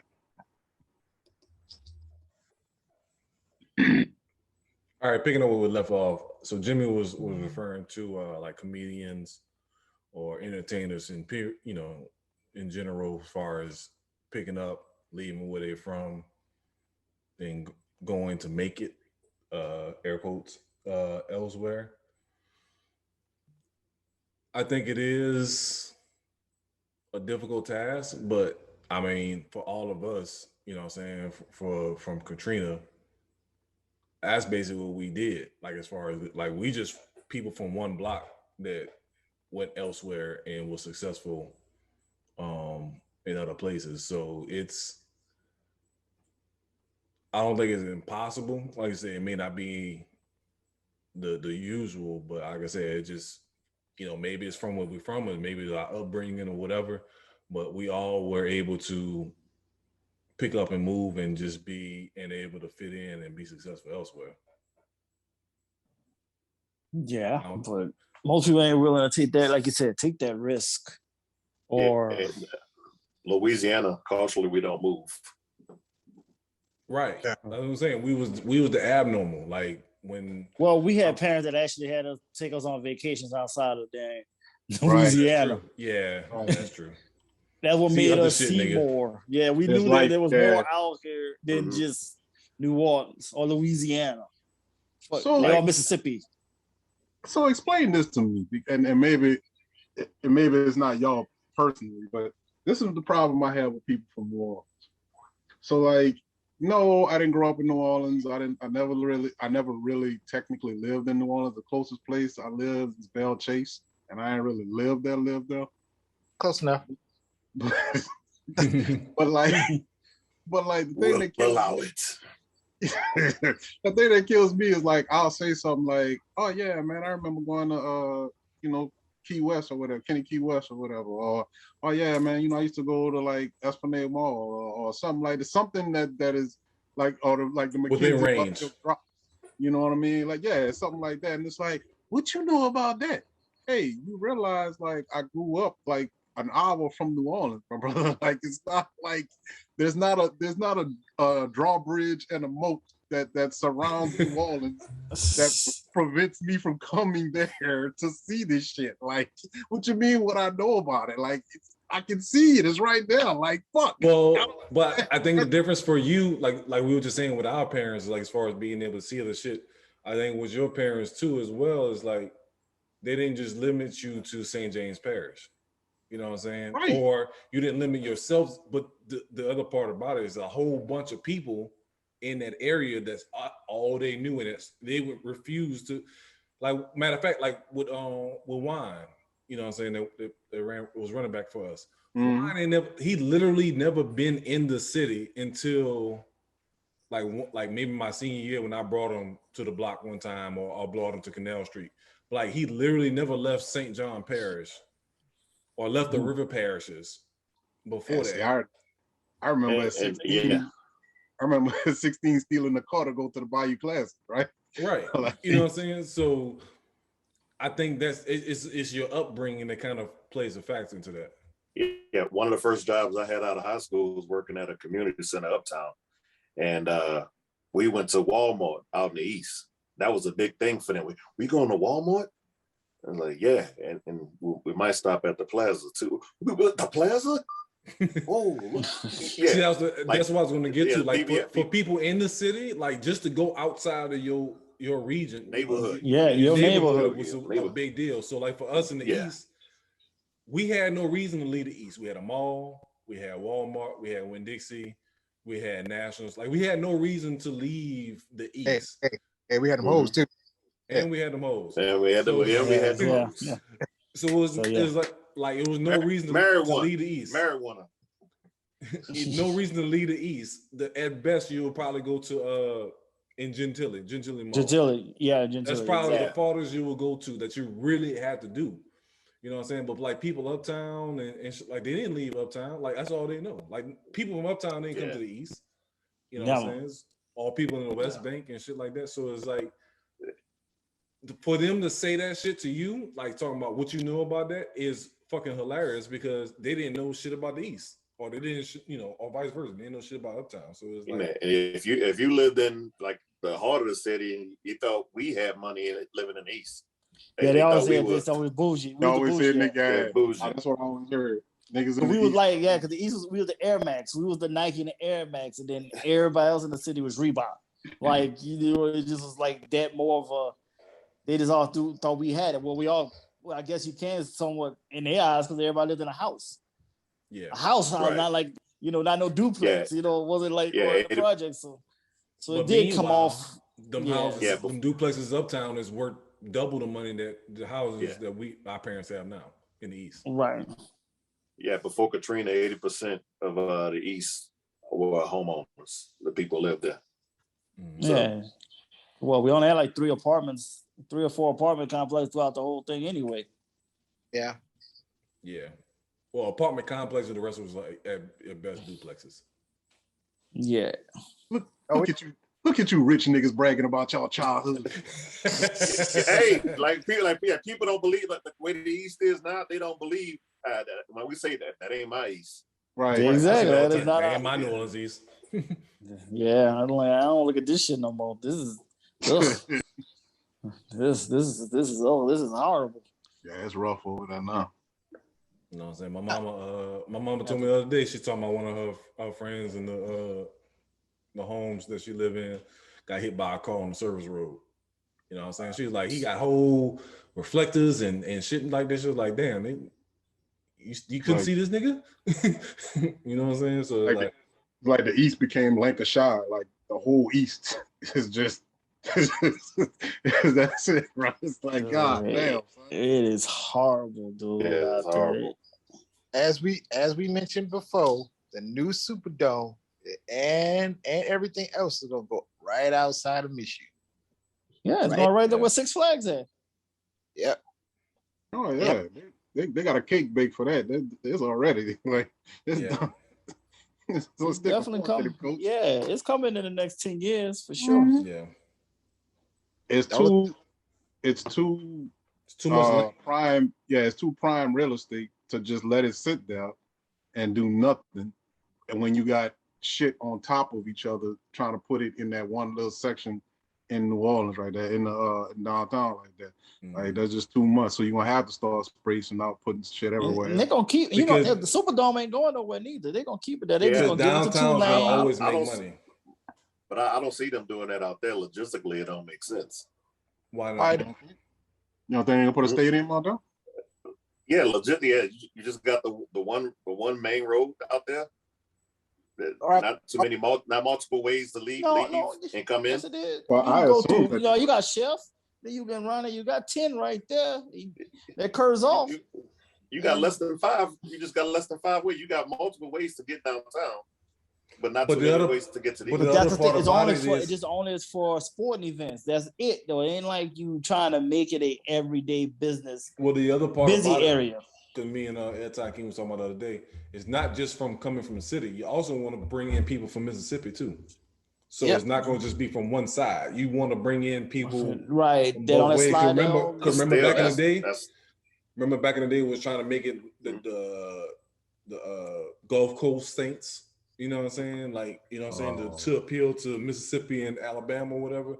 You want to expand your fan base, but it's like you say, it's only for that one event because you can still keep the concerts, college football, all that. Yeah, you keep all that stuff in Superdome, but you're just doing that just for like football and everything like that. You still can have other events that's gonna happen over there. It's gonna happen. They're gonna want a new stadium. And you can't build a whole new stadium. They ain't got rid of Tag Normally yet, so shit. Right. We got 5 teams playing on that same field in one day. So Tag Garvin's still going strong. So with a track and field event the previous day. So with the playoff, the playoff football going on with a track and field, with a track and meet going on around it. It's gonna be a double-edged sword. It's gonna be Saints and it's gonna be a baseball team for New Orleans. I don't see that. I don't see baseball. It's a huge baseball town. It is a baseball town, though. You still got LSU people. State. Baseball state, but not state, not town, but whole state. But you have all those people still to come there in Mississippi. Also, you can make that. They'll take that's one. It's in the works. Just don't name them. See it in the one.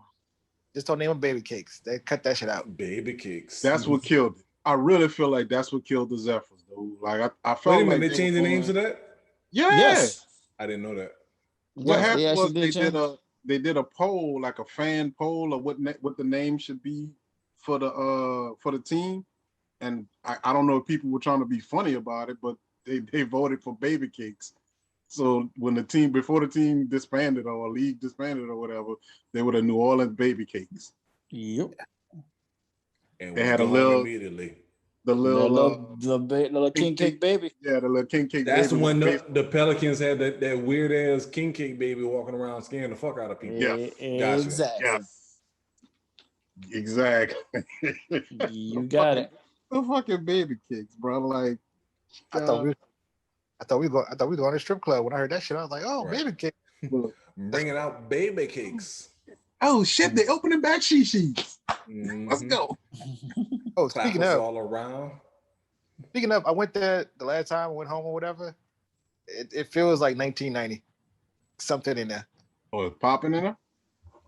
Yeah, it just feels look exactly the same. That's what he's trying to say. He's having flashbacks. They ain't do no type of updates. They ain't remodel a goddamn thing, and it's like you just all over again. Yeah, it's exactly the same. Smell like cum Hennessy. Exactly. And baby oil. So same gunshot, same bullet holes on the ceilings and everything. Straight aqua boogie in him. Oh. So yeah, that's why you still feel the same. That's why he ain't buying no Jordans. Because it is the same. Exactly, because they did an ounce of updating. I want. Oh, like, seemed like for Katrina, all they did was just make sure all the furniture was dry and they put it right back up.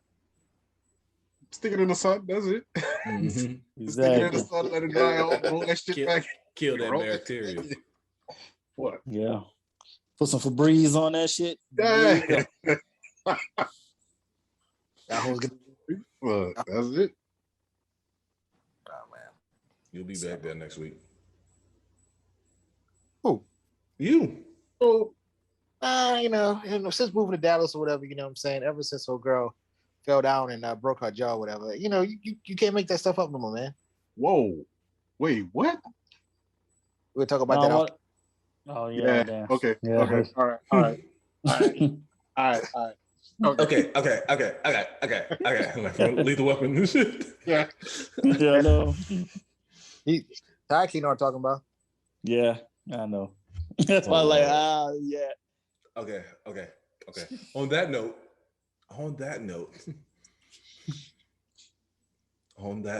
So we'll be back next week. We'll break down a couple more divisions. Hopefully, don't interrupt it with more basketball talk.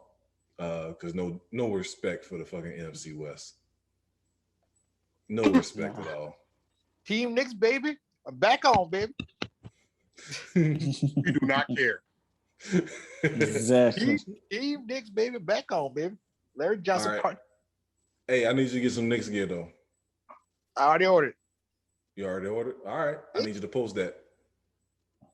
Now you're going too far, man. Nah, man, you gotta own it. You gotta own it. You see you going too far now. Ain't no such thing as halfway crooks. I have my Tennessee Titans leather jacket on today. Like shit. You can do it. You can do it. Let me slow it to this just rekindle relationship. You know what I mean? I'm about to say, hey, look, I'll tell you this. You wear blue and gray on a regular. True. As a Saints fan. So you can put on, if you repping for the Knicks for real, you can do the Knicks. I feel like I need to wear some Timbs though. I mean, I got a pair. Some Timbs and shorts. Yeah, Timbs and shorts and a long sleeve shirt. Oh, trust me, I'll be doing that in July. I'll be doing that next month. Yeah, I ain't gonna do it in July. I'm gonna start doing it next month though for sure. When it start cooling off a little bit, I'll be doing that next month. Oh, I got a bunch of hoodie T-shirts, like the long sleeve hoodie T-shirts. Yeah, exactly. But and people ask me why, like I wear the. Hey, when you're bald and you walk and you're kind of tall and you walk in the rooms and they put the air conditioning vents like right here, like your head gets cold sometimes, bro. So hey, you can just put the hood on, like fuck it. And then I found out that you can buy a T-shirt with a hood on it. Yeah, that was on then. Oh yeah, that you trying to be KG Jr., Kevin Garnett Jr. I'm mellow. I'm old man mellow. Garnett, Mellow, and T.I., nigga. That egg-shaped head just holding on to that fucking hoodie, man. That's all it is. But we'll be back next week. Who knows what foolishness will pop up. Raheem Goodell, get that fucking fantasy football set up. I'm showing y'all the league settings before I make it official. How about that? Yes, we really appreciate that. Don't surprise us talking about screenshot that. Tonight. Yeah, you screenshot that and put that on in the group chat immediately. Anthony, you number one, baby. All right, man. Man, I swear if that nigga number one pick, man, I'm fucking out. I'm gonna tell you that. I'm gonna turn my shit in auto draft. Try that shit.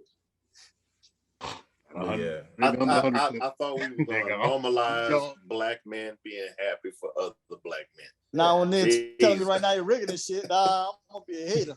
I'm going to be the true Baron the crab ass nigga. I'm going to be today. You try that shit to me. I want that goddamn ring. Y'all. We watching y'all. Oh, we get. Oh, now the chase for the ring. It's a chase for the ring. Chase for the ring. The ring cool now.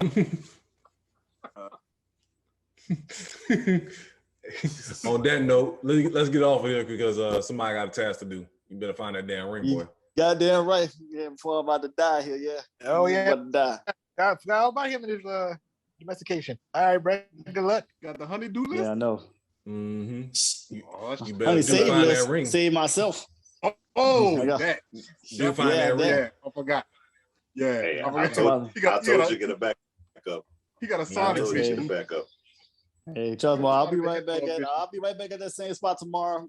It's gonna get taken care of one way or the other. All right, later. All right. Later.